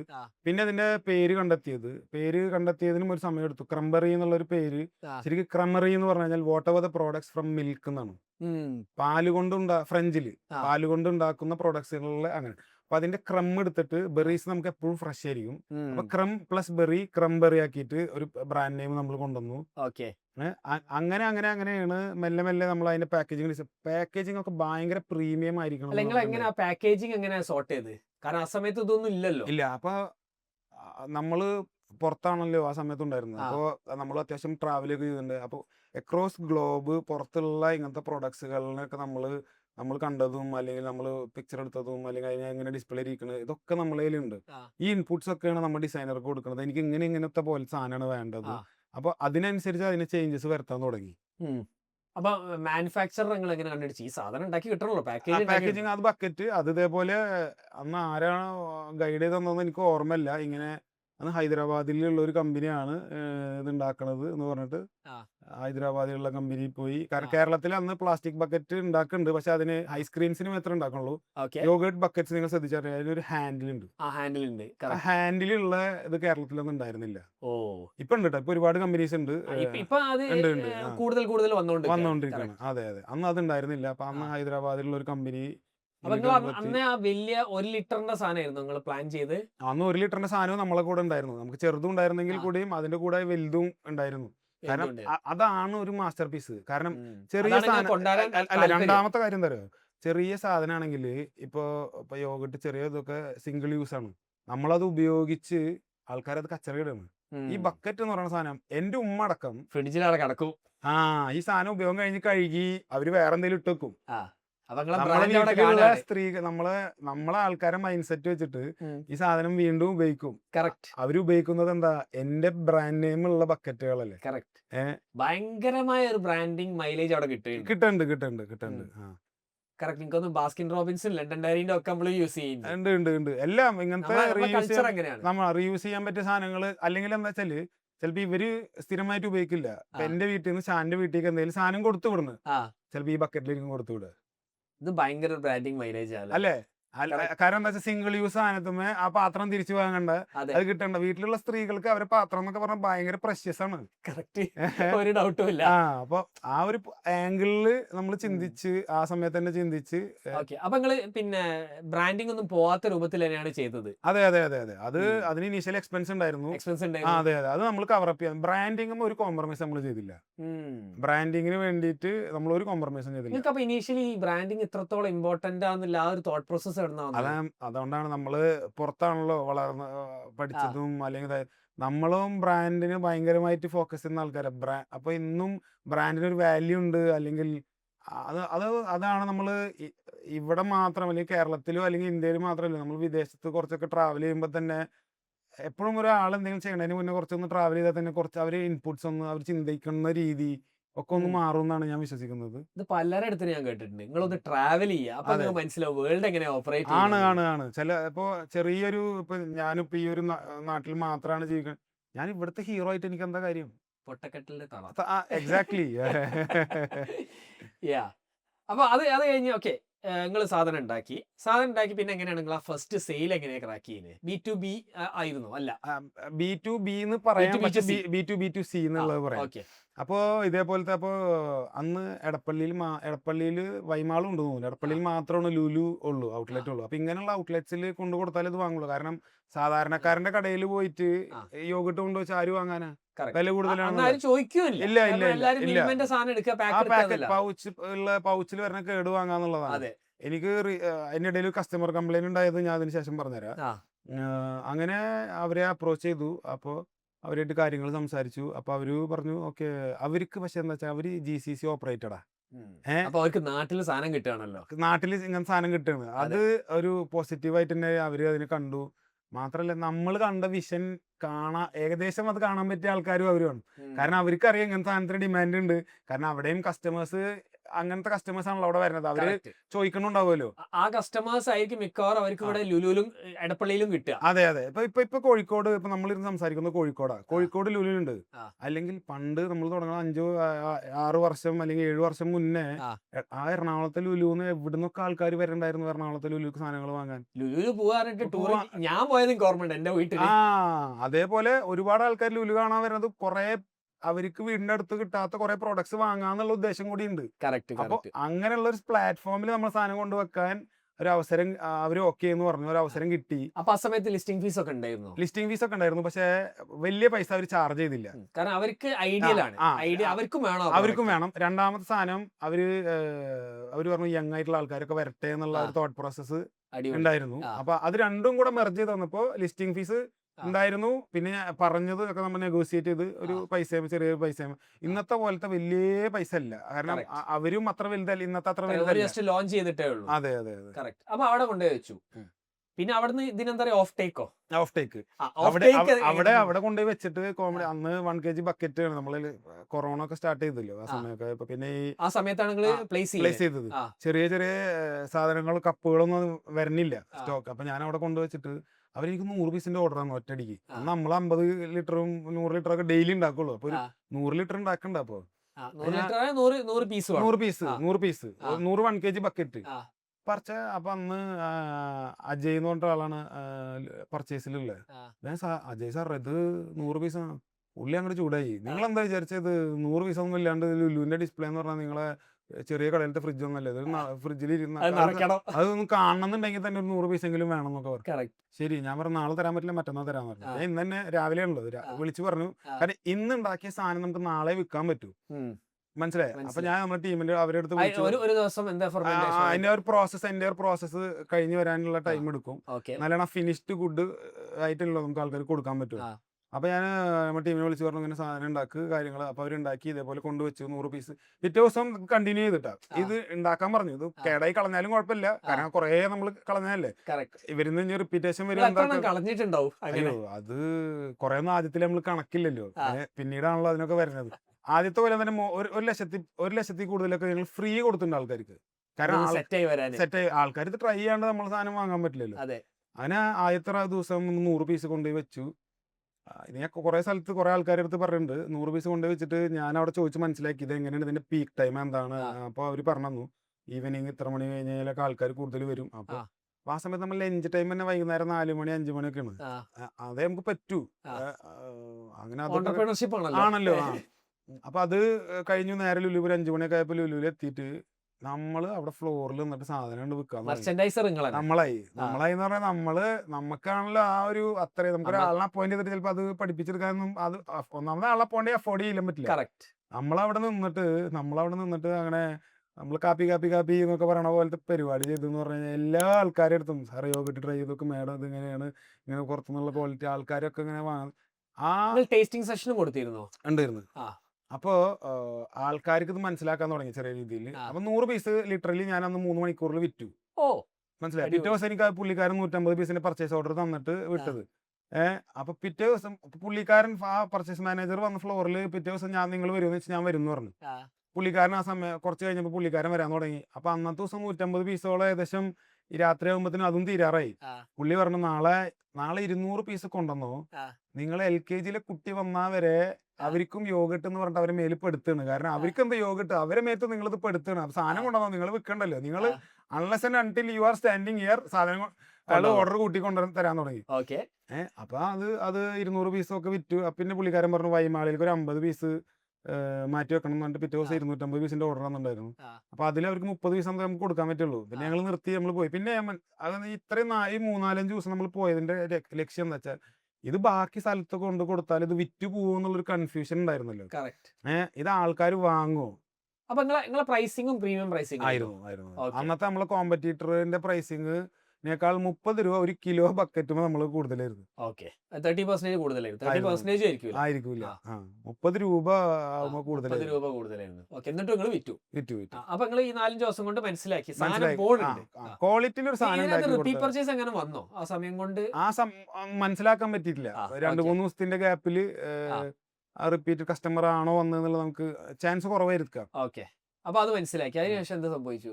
അതിനുശേഷം ഞാൻ ഓരോരോ സ്ഥലങ്ങളിലൊക്കെ പോകാൻ തുടങ്ങി. ഇത് ഇങ്ങനെ ലുലുലുണ്ട്. ലുലു കണ്ടിന്യൂസ് പർച്ചേസ് ആയി. ലുലു കണ്ടിന്യൂറ്റി കിട്ടി. നിങ്ങള് മെർച്ചൻഡൈസറെ നിർത്താണ്ട് തന്നെ സെല് ചെയ്ത് പോണ ഒരു അയ്യോ, നമ്മൾ ഗ്രാജുവലി ആൾക്കാരെ നിർത്തി. ആദ്യത്തിൽ നിർത്തിയില്ല, കാരണം നിർത്താൻ നമുക്ക് അഫോർഡ് ചെയ്തില്ല. കറക്റ്റ്. പിന്നെ നമ്മള് ലുലുലുണ്ടെന്നൊക്കെ പറഞ്ഞിട്ട് ബാക്കി കുറെ ഔട്ട്ലെറ്റ്, ഞങ്ങള് ആദ്യം പോയ ചെറിയ ഔട്ട്ലെറ്റ്സ് ഒക്കെ ഉണ്ടല്ലോ, അവരൊന്നും ഇത് വേണ്ടാന്ന് പറഞ്ഞവർ ഇങ്ങോട്ട് വിളിക്കാൻ തുടങ്ങി. ഇത് ലുലുവിൽ മാത്രമേ കൊടുക്കുള്ളൂ. അപ്പൊ നമ്മൾ പറഞ്ഞു, അല്ല നിങ്ങളുടെ അടുത്ത് മുന്നേ വന്നിട്ട് നിങ്ങൾ പറ്റില്ല എന്ന് പറഞ്ഞതാ. അയ്യോ, അതറിയില്ലായിരുന്നു. വേറെ ആരുടെയും സംസാരിച്ചത്. എന്നിട്ട് അവര് ചെറിയ സ്ഥലം തരാൻ തുടങ്ങി. പിന്നെ നമ്മൾ തന്നെ ഇതും താങ്ങി പോവാൻ തുടങ്ങി. എല്ലാവരുടെ അടുത്തും അവർക്ക് കഴിക്കാൻ കൊടുക്കാൻ തുടങ്ങി. അത് വിൽക്കാൻ പറ്റുമെന്ന് മനസ്സിലാക്കിപ്പിച്ച് അവരെ മനസ്സിലാക്കിച്ച് ചെറിയൊരു ഫ്രിഡ്ജിൽ ചെറിയ സ്പേസ് തരാൻ പറഞ്ഞു. അങ്ങനെ സ്ലോലി നമ്മൾ മാർക്കറ്റ് ഷെയർ കൂട്ടി കൊണ്ടുവന്നു എന്ന് പറയാം. ലുലു കഴിഞ്ഞിട്ട് പിന്നെ നിങ്ങൾ എവിടെയൊക്കെയാ കയറ്റിയത്? ലുലു കഴിഞ്ഞിട്ട് ലുലുവിനെ പോലത്തെ പ്ലേയേഴ്സ് എന്ന് പറയാൻ വേറെ അത്രയും വലിയ ഫോർമാറ്റ് ഇന്നും ഇല്ല, അന്നും ഇല്ലല്ലോ. ഇപ്പൊ പിന്നെ നെസ്റ്റോ ഉണ്ട്. നെസ്റ്റോ ഉണ്ട്. അത് ഞങ്ങളന്ന് എറണാകുളത്താണ് വിറ്റിരുന്നത്. നെസ്റ്റോ എടുക്കുന്നത് കോഴിക്കോടാണ്. അപ്പൊ ആ സമയത്ത് നെസ്റ്റോ വന്നിട്ടില്ല. നെസ്റ്റോ വന്ന സമയത്ത് വന്ന് കുറച്ച് കഴിഞ്ഞപ്പോൾ ഞങ്ങൾ നെസ്റ്റോ കോഴിക്കോട് മാർക്കറ്റ് സ്റ്റാർട്ട് ചെയ്ത് നെസ്റ്റോ വന്ന ഒരു ഔട്ട്ലെറ്റ് ഹൈലൈറ്റ് മാളിലുള്ള അവിടെയും നമ്മൾ കൊടുക്കാൻ തുടങ്ങി. പക്ഷെ ആ സമയത്ത് വേറെ ഔട്ട്ലെറ്റ്സ് അതുപോലത്തെ ഉണ്ടായിരുന്നില്ല. പിന്നെ ആ സമയത്ത് തോന്നുന്നു ബിസ്മിയില് കുറച്ച് കഴിഞ്ഞപ്പോ ബിസ്മിയിൽ കൊടുക്കാൻ തുടങ്ങി. പിന്നെ മൂലൻസ്, അങ്ങനെ എറണാകുളത്ത് കുറച്ച് ഔട്ട്ലെറ്റ്സ് ഉണ്ട്. ഇവര് അങ്ങനെയുള്ള സ്ഥലങ്ങളൊക്കെ നമ്മള് അപ്പൊ എല്ലായിടത്തും നിങ്ങൾ കൊടുക്കും, എന്നിട്ട് മെർച്ചൻഡൈസേഴ്സിന് നിർത്തോടെ? എല്ലായിടത്തും ഒന്നും മെർച്ചൻഡൈസിനെ നിർത്താൻ പറ്റില്ല. ഞങ്ങള് മെർച്ചൻഡൈസിനെ നിർത്തിയിട്ടുണ്ടാവുക അതേപോലത്തെ ലുലു അങ്ങനെ കുറച്ച് സ്ഥലങ്ങളിൽ. ബാക്കി സ്ഥലങ്ങളിലൊക്കെ എന്താ വെച്ചാലേ എല്ലാ ഞായറാഴ്ചകളിലും അല്ലെങ്കിൽ വേറെ ദിവസങ്ങളിലൊക്കെ നമ്മള് രാവിലെ തന്നെ വണ്ടി എടുത്ത് ഇറങ്ങും. നമ്മൾ കൊടുക്കണ കടകളുടെ ലിസ്റ്റ് നമ്മളെ ഉണ്ടല്ലോ, അതിന് അത്രയും കടകളല്ലേ ഉള്ളൂ. കാരണം എല്ലാ കടയിലും കൊണ്ട് കൊടുക്കാൻ പറ്റില്ലല്ലോ. ഈ കടകളിലൊക്കെ നമ്മൾ പോയിരുന്നിട്ട് നമ്മൾ മെർച്ചൻഡൈസ് ചെയ്യും. നമ്മൾ ഡിസ്പ്ലേ കറക്റ്റ് ചെയ്യും, അതിന്റെ ഫ്രണ്ട് ഫേസിങ് കറക്റ്റ് ചെയ്യും, വിസിബിലിറ്റി കറക്റ്റ് ചെയ്യും. എന്നിട്ട് ഓരോ കടയിലും കയറി പോകും. രാത്രി വരെ 10 മണി 11 മണി വരെ ഈ പരിപാടി ചെയ്യും അടുപ്പിച്ച്. അപ്പൊ എന്താ വെച്ചാൽ പ്രൊഡക്റ്റ് ആൾക്കാർ കാണാൻ തുടങ്ങി. റിട്ടേൺ റേഷ്യോ ഭയങ്കര കൂടുതലാ. സ്ഥിരമായിട്ട് ഇത് ചെയ്യാൻ തുടങ്ങി. മനസ്സിലായോ? ഈ പ്രൊഡക്റ്റ് ഇഷ്ടപ്പെട്ട് കഴിഞ്ഞാൽ വീണ്ടും വീണ്ടും കസ്റ്റമേഴ്സ് വാങ്ങിച്ചോളൂ. ഒന്നാമത് ഇത് വിസിബിലിറ്റി വേണ്ടേ. വലിയ ബ്രാൻഡ്സിന്റെ വിസിബിലിറ്റി കിടക്കുന്നത് ഇത്ര ആയിരിക്കും, നമുക്ക് ഇത്ര ആയിരിക്കും. പക്ഷെ അതിലും ചിലപ്പോൾ ബാക്കിലൊക്കെ ആയിരിക്കും നമ്മൾ സാധനിക്കേണ്ടത്. അപ്പൊ അതൊന്ന് ഫ്രണ്ടിലേക്കൊക്കെ കൊണ്ടുവന്ന് മെല്ലെ മെല്ലെ മെല്ലെ എങ്ങനെ അതിനെ കൊണ്ടുവരാന്നുള്ള ഒരു ഇതില് അത് ചെയ്തു. പക്ഷെ ഇങ്ങനത്തെ ഹൈപ്പർ മാർക്കറ്റ് ഫോർമാറ്റ്സിൽ നോക്കുമ്പോൾ വലിയൊരു പ്രശ്നമാണല്ലോ ഈ ക്രെഡിറ്റ് ക്യാഷ് ഫ്ലോ ഒക്കെ. ഇതെങ്ങനെ മാനേജ് ചെയ്ത്? വലിയ ടാസ്ക് ആയിരുന്നു ബ്രോ. വലിയ ടാസ്ക് ആയിരുന്നു പറഞ്ഞു കഴിഞ്ഞാൽ, ഒന്നാമത് നമ്മൾ ഷെൽഫ് ലൈഫ് കുറവുള്ള പ്രൊഡക്ട്സ് വിൽക്കുന്നത് കൊണ്ട് ക്രെഡിറ്റിന്റെ അളവും കുറവായിരുന്നു. മനസ്സിലായിട്ടില്ല. ഞാൻ വിൽക്കുന്ന സാധനത്തിന് ഷെൽഫ് ലൈഫ് കുറവാ. അതായത് 15 ദിവസം 15-16 ദിവസമുള്ളൂ. അപ്പൊ എന്റെ ക്രെഡിറ്റ് ടേംസും അത്ര ഉള്ളൂ. അപ്പൊ അതൊരു പോസിറ്റീവ് സാധനം. നോർമലി ഇപ്പൊ ഒരു ഫുഡ് പ്രോഡക്റ്റ് എന്ന് പറയുമ്പോൾ 6 മാസം അപ്പൊ അവര് ക്രെഡിറ്റ് ചിലപ്പോൾ 1 മാസമോ അല്ലെങ്കിൽ 60 ദിവസമൊക്കെ ഉണ്ടാവുമായിരിക്കും. അപ്പൊ നമ്മൾക്ക് ഇങ്ങനത്തെ കാറ്റഗറിയിൽ ക്രെഡിറ്റ് കുറവായിരുന്നു. അതൊക്കെ ആദ്യം ചെയ്തവർക്ക് ഇപ്പൊ ഒരു 30 ദിവസം ഇല്ലാണ്ട് ഒരാള് തരണില്ല കേട്ടാ, മിനിമം. മനസ്സിലായി? ആ സമയത്ത് എന്ന് പറയുമ്പോൾ നമ്മൾക്കും ഡിമാൻഡ് ചെയ്യാൻ പറ്റിയിരുന്നു, ഇത്ര ദിവസം പറ്റിയിരുന്നുള്ളൂ. പിന്നെ കുറെ റീറ്റെയിലേഴ്സ് നമ്മൾ സപ്പോർട്ട് ചെയ്ത് തന്നിട്ടുണ്ട്. സപ്പോർട്ട് ചെയ്ത് തന്നിട്ടുണ്ട്. അവരുടെ അടുത്ത് നമ്മൾ പറയും ഇതിനൊന്നും കാശില്ല. അപ്പൊ അവരും നമ്മളാണല്ലോ ഇതൊക്കെ ചെയ്യണത്. അവരും നമ്മളും തമ്മിലൊരു ബോണ്ടിങ് ഉണ്ട്. അപ്പൊ ആണ്. അപ്പൊ ഇതിന് പൈസ ഇല്ല, അതിന് ശമ്പളം കൊടുക്കാൻ പൈസ ഇല്ല. ശമ്പളത്തിന്റെ സമയമാകുമ്പോഴും അതിനൊക്കെ വരുമ്പോ ചിലപ്പോ നമ്മളെ പൈസയും നമ്മൾ അവിടെ നിന്നൊക്കെ റോൾ ചെയ്തിട്ടൊക്കെ ഇടണം. ആ ശമ്പളത്തിന് സമയം അല്ലെങ്കിൽ വലിയൊരു എക്സ്പെൻഡിച്ചർ വരുന്ന സമയത്ത് നമ്മൾ പൈസ ഉണ്ടാവില്ല. എത്ര നമ്മൾ റോൾ ചെയ്താലും നടക്കില്ല. അപ്പൊ ആ സമയത്ത് ഇവരുടെ അടുത്തൊക്കെ പറയുമ്പോൾ ചിലപ്പോ അതുവരെയുള്ള ബില്ലൊക്കെ അവർ ക്ലിയർ ചെയ്ത് തന്നിട്ടുണ്ട്. ക്രെഡിറ്റ് നോക്കാണ്ടും, മനസ്സിലായി? ക്രെഡിറ്റ് ഉള്ള ആൾക്കാർ തന്നെ ക്രെഡിറ്റ് നോക്കാണ്ടും അതിൽ കൂടുതൽ തന്നിട്ടുണ്ട്. എന്റെ ഉമ്മ അതിൽ വലിയ റോൾ എടുത്തിട്ടുണ്ട്. പുള്ളിക്കാര് നമ്മള് ഒരുപാട് പൈസ തന്നിട്ട് നമ്മൾ സഹായിച്ചിട്ടുണ്ട്. മനസ്സിലായി? നമ്മൾ റോളിങ് വീട്ടിലിങ്ങനെ ഡള്ളായിട്ടിരിക്കുമ്പോ പുള്ളിക്കാരി okay, അവർക്ക് അറിയാലോ മുഖം കാണുമ്പോ അതെ മനസ്സിലാവും. അതെ അതുകൊണ്ടായിരിക്കും ആയിരിക്കണത്. അപ്പൊ അത് ചോദിക്കുമല്ലോ നമുക്ക്. അപ്പൊ അത് കുറച്ച് പൈസ തന്നിട്ടൊക്കെ നമ്മൾ സഹായിച്ചിട്ടുണ്ട്. ഓക്കെ അപ്പൊ അതൊക്കെ എങ്ങനെയോ അതൊക്കെ തരണം ചെയ്യാൻ പറ്റിയിട്ടുണ്ട്. ഓക്കെ. അപ്പോൾ പിന്നെ രണ്ടാമത്തെ ചോദ്യം, ഷെൽഫ് ലൈഫ്. ഇതൊരു ഭയങ്കര ചൊറ പിടിച്ച പരിപാടിയല്ലേ? ഉം. അപ്പൊ അത് നിങ്ങൾക്ക് ആ എക്സ്പയറിന്റെ പ്രശ്നങ്ങൾ ഉണ്ടായിട്ടില്ല? എങ്ങനെയാണ് അത്? അത് ഞങ്ങള് നഷ്ടത്തില് പോയതിന്റെ അല്ലെങ്കിൽ ലോസ് മേക്കിംഗ് എന്ന് പറയാനുള്ളത്, നമ്മൾ സെയിൽസ് ചെയ്തതൊക്കെ റിട്ടേൺ റേഷ്യോ ഒരു കുറവാണെന്നുണ്ടെങ്കിൽ ഞങ്ങള് പ്രോഫിറ്റബിൾ ആ. ഉം. സെയിൽസ് ചെയ്യണത് അതേപോലെ കുറെ റിട്ടേൺ വരുന്നുണ്ട്. ആ, ഇനി ഞാൻ 1,00,000 വിറ്റുണ്ടെങ്കിൽ 80,000 സാധനമൊക്കെ എനിക്ക് ആദ്യത്തെ തിരിച്ചു വന്നിട്ടുണ്ട്. അപ്പൊ 20,000 വിറ്റ് പോയിട്ടുള്ളൂ. കടക്കാരന് 20,000 കടക്കാരൻ കൊണ്ടുപോകണതാ. അവർക്ക് ഉണ്ടാവില്ല ഒരു മാർജിൻ. ഒരു എക്സാമ്പിൾ correct. പറയുന്നത്. അപ്പൊ അത് ഭയങ്കര വലിയൊരു ചലഞ്ചിങ് ആയിരുന്നു. പിന്നെ എന്താ വെച്ചാൽ ആൾക്കാർ ബിഫോർ കൊറോണ ആഫ്റ്റർ കൊറോണ എന്ന് പറഞ്ഞിട്ട് ഫേസ് ഉണ്ടല്ലോ ബിസിനസ്സിൽ. ആ, അപ്പൊ ആൾക്കാർ ഒരുപാട് ഹെൽത്ത് കോൺഷ്യസ് ആയി, അല്ലെങ്കിൽ ആൾക്കാർ സ്പെൻഡ് ചെയ്യാൻ തുടങ്ങി ജീവിക്കാൻ വേണ്ടിയിട്ട്. ഉം. പണ്ട് ഷാൻ്റെ ഉപ്പ എൻ്റെ ഉപ്പൊക്കെ എന്ന് പറയുന്നത് 100 രൂപ കിട്ടി കഴിഞ്ഞാൽ അവര് 90 രൂപ മാറ്റി വെച്ചിട്ടാ. സേവ് ചെയ്യണം. നമ്മളാണെങ്കിൽ അങ്ങനെയല്ലല്ലോ ഇന്നത്തെ കാലത്ത്. Correct. ഏ? നമ്മളൊന്നും മാറ്റിയേക്കല്ല, ഇല്ല. അതാണ് സത്യം. അപ്പൊ അതാണ് വ്യത്യാസം. ആൾക്കാർ ഇങ്ങനത്തെ ക്വാളിറ്റി പ്രൊഡക്ഷൻ പോലും അല്ലെങ്കിൽ പ്രിസർവേറ്റീവ് ഫ്രീ ട്രൈ ചെയ്യാൻ തുടങ്ങിയത്. അതൊക്കെ നമുക്കൊരു ബെനിഫിറ്റ് ആയിട്ട് മാറിയിട്ടുണ്ട്. ഉം. അപ്പൊ നിങ്ങൾക്ക് പിന്നെ ഈ ഒരു എക്സ്പയറി പ്രശ്നം ഇല്ലാന്നാണോ അപ്പൊ പറയുന്നത്? എക്സ്പയറി പ്രശ്നം കുറഞ്ഞു തുടങ്ങി എന്നുള്ളതാണ്. ഓക്കെ. തീരെ ലൈകല്ല. ആദ്യത്തിൽ പിന്നെ ഞങ്ങൾ എത്ര വോളിയം percentage? അതിനനുസരിച്ചുള്ള വോളിയം ഇൻക്രീസ് ആയി. ഇപ്പൊ ആ വോളിയത്തിനനുസരിച്ചുള്ള എക്സ്പയറി വരണുള്ളൂ. ഒന്നാമത് നമ്മൾ ബ്രാൻഡ് വരണോളായി. പുതിയൊരു ബ്രാൻഡ് വന്നിട്ട് ചിലപ്പോൾ അവർ എക്സ്പയർ ഇല്ല എന്ന് പറഞ്ഞാൽ ചിലപ്പോൾ നടക്കില്ലായിരിക്കും. ഉം. കാരണം കുറെ ഇന്റർനാഷണൽ ബ്രാൻഡ്സ് ഇതിന്റെ ഇടയിൽ വന്നിട്ട് അവർ ഫെയിലിയർ ആയി പോയതാ. ഉം. ഒരു ഇടയിൽ ഞങ്ങൾ തുടങ്ങിയ സമയത്ത് അപ്പൊ ഞങ്ങളടുത്ത് ലുലുന്നൊക്കെ അവര് പറഞ്ഞിട്ടുണ്ട്, ആ, നിങ്ങളെ കഥ കഴിഞ്ഞു. ഇതേ ആ. സ്വീഡനിൽ നിന്ന് അല്ലെങ്കിൽ സ്വിറ്റ്സർലാൻഡിൽ നിന്നൊക്കെ ബ്രാൻഡ് വന്നു. അപ്പൊ അവരൊക്കെ ഇങ്ങനത്തെ ഓഫർ ഇതൊക്കെയാണ്. പിന്നീട് അവരൊക്കെ പോകാൻ തുടങ്ങിയപ്പോ 1-2 ബ്രാൻഡൊക്കെ അങ്ങനെ വന്നു പോയി, അല്ലെങ്കിൽ ഇവിടെ ഉണ്ടാക്കിയിരുന്ന ആൾക്കാർ അതേപോലെ വന്നു പോയി. നമ്മൾ ചോദിച്ചു എന്താ ഇവരൊക്കെ വന്നു പോയി, എങ്ങനെ ഇരിക്കണേ?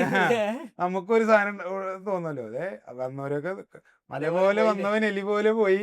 ആ, നമ്മള് ആ ഫ്ലോയില് മെല്ലെ മെല്ലെ എഴഞ്ഞിട്ട് ആമ നടക്കണ പോലെയാണെങ്കിലും നമ്മളിപ്പോഴും നടക്കുന്നുണ്ട്.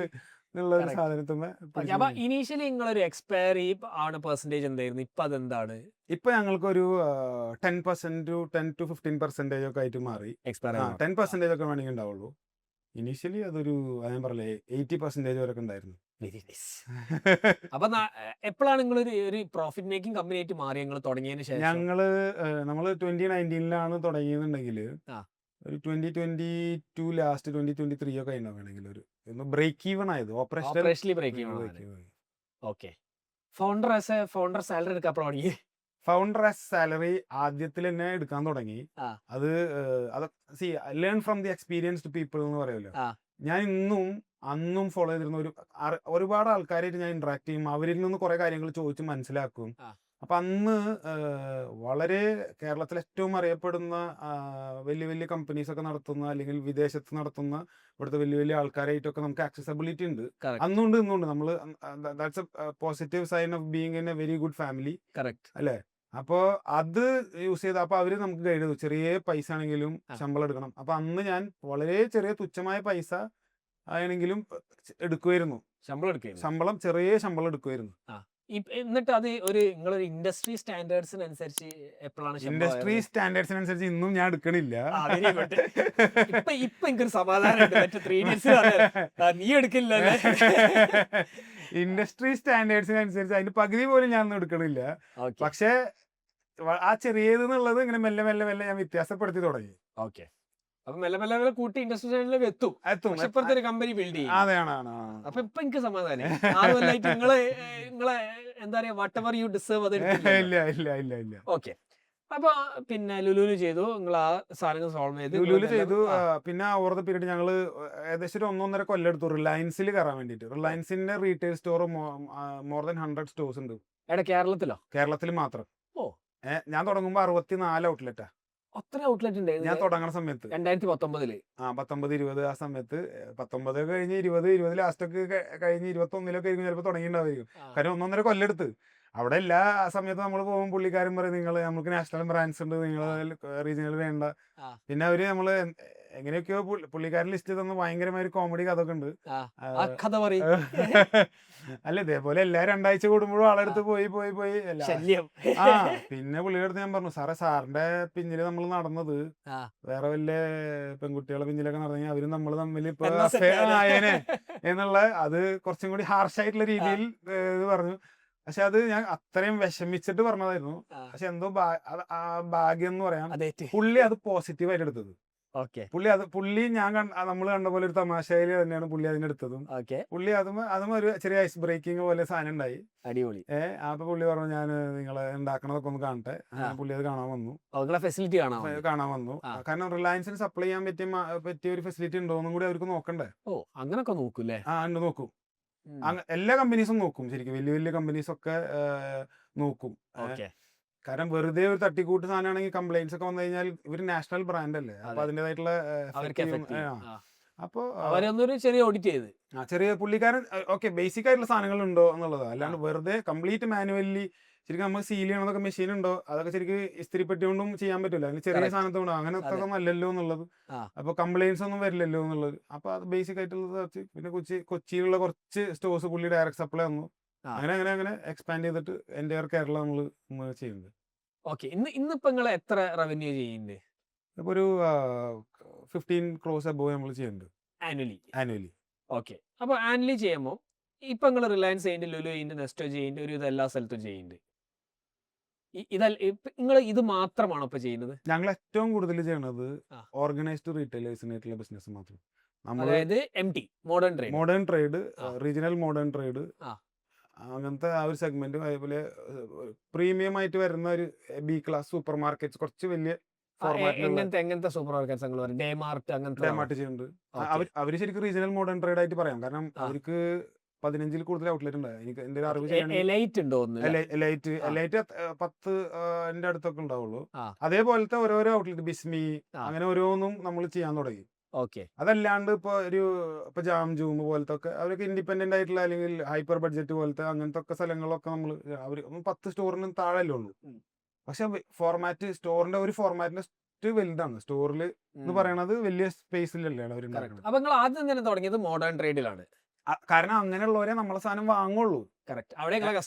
അവിടെ ഉള്ളൂ. അല്ലാണ്ട് ഒറ്റയടിക്ക് ഞാൻ മോഡേൺ ട്രേഡ് ക്രാക്ക് ചെയ്ത് എന്നുള്ള ആ ഒരു സാധനത്തിന്ന് പറയണതല്ല. പക്ഷെ കസ്റ്റമർ എന്റെ കസ്റ്റമർ അവിടെ ഉള്ളൂ. ഈ സാധനങ്ങൾ അറിയുന്നവരോ അല്ലെങ്കിൽ ഇത് വാങ്ങാൻ അഫോർഡ് ചെയ്യുന്നവരോ അങ്ങനത്തെ സ്ഥലത്തല്ലേ വരുന്നത്.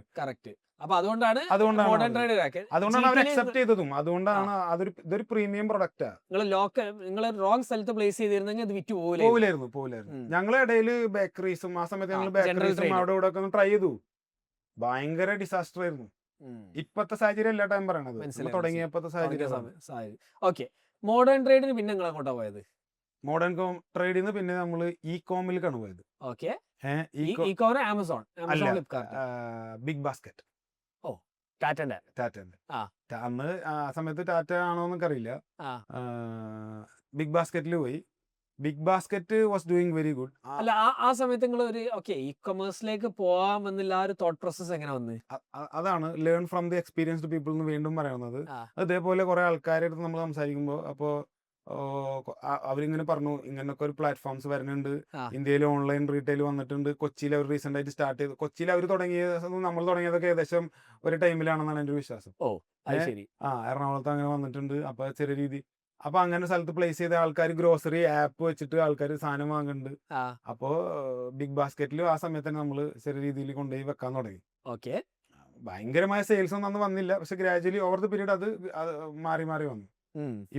ഇപ്പൊ പറയണമെന്നുണ്ടെങ്കിൽ ഇപ്പൊ ഇ-കോം എന്നുള്ളതും അതും സ്പ്ലിറ്റ് ആയില്ലേ. ഇ-കോം എന്നുള്ളത് ഇപ്പൊ ക്യുക്കോമിലാണ് ആൾക്കാർ കോൺസെപ്റ്റ്. ഇ-കോം ആൾക്കാർക്ക് ബുദ്ധിമുട്ടായില്ലോ. നമ്മൾ നേരത്തെ സംസാരിച്ച പോലെ ഇന്ന് ഓർഡർ ചെയ്തിട്ട് രാത്രിയോ അല്ലെങ്കിൽ പിറ്റേ ദിവസം ഇപ്പൊ ഓർഡർ ചെയ്ത് ഇപ്പൊ തന്നെ വരുന്ന ആ ഒരു ഫോർമാറ്റ് വന്നപ്പോ അതിൻ്റെതായിട്ടുള്ള ചേഞ്ച് വന്നില്ലേ.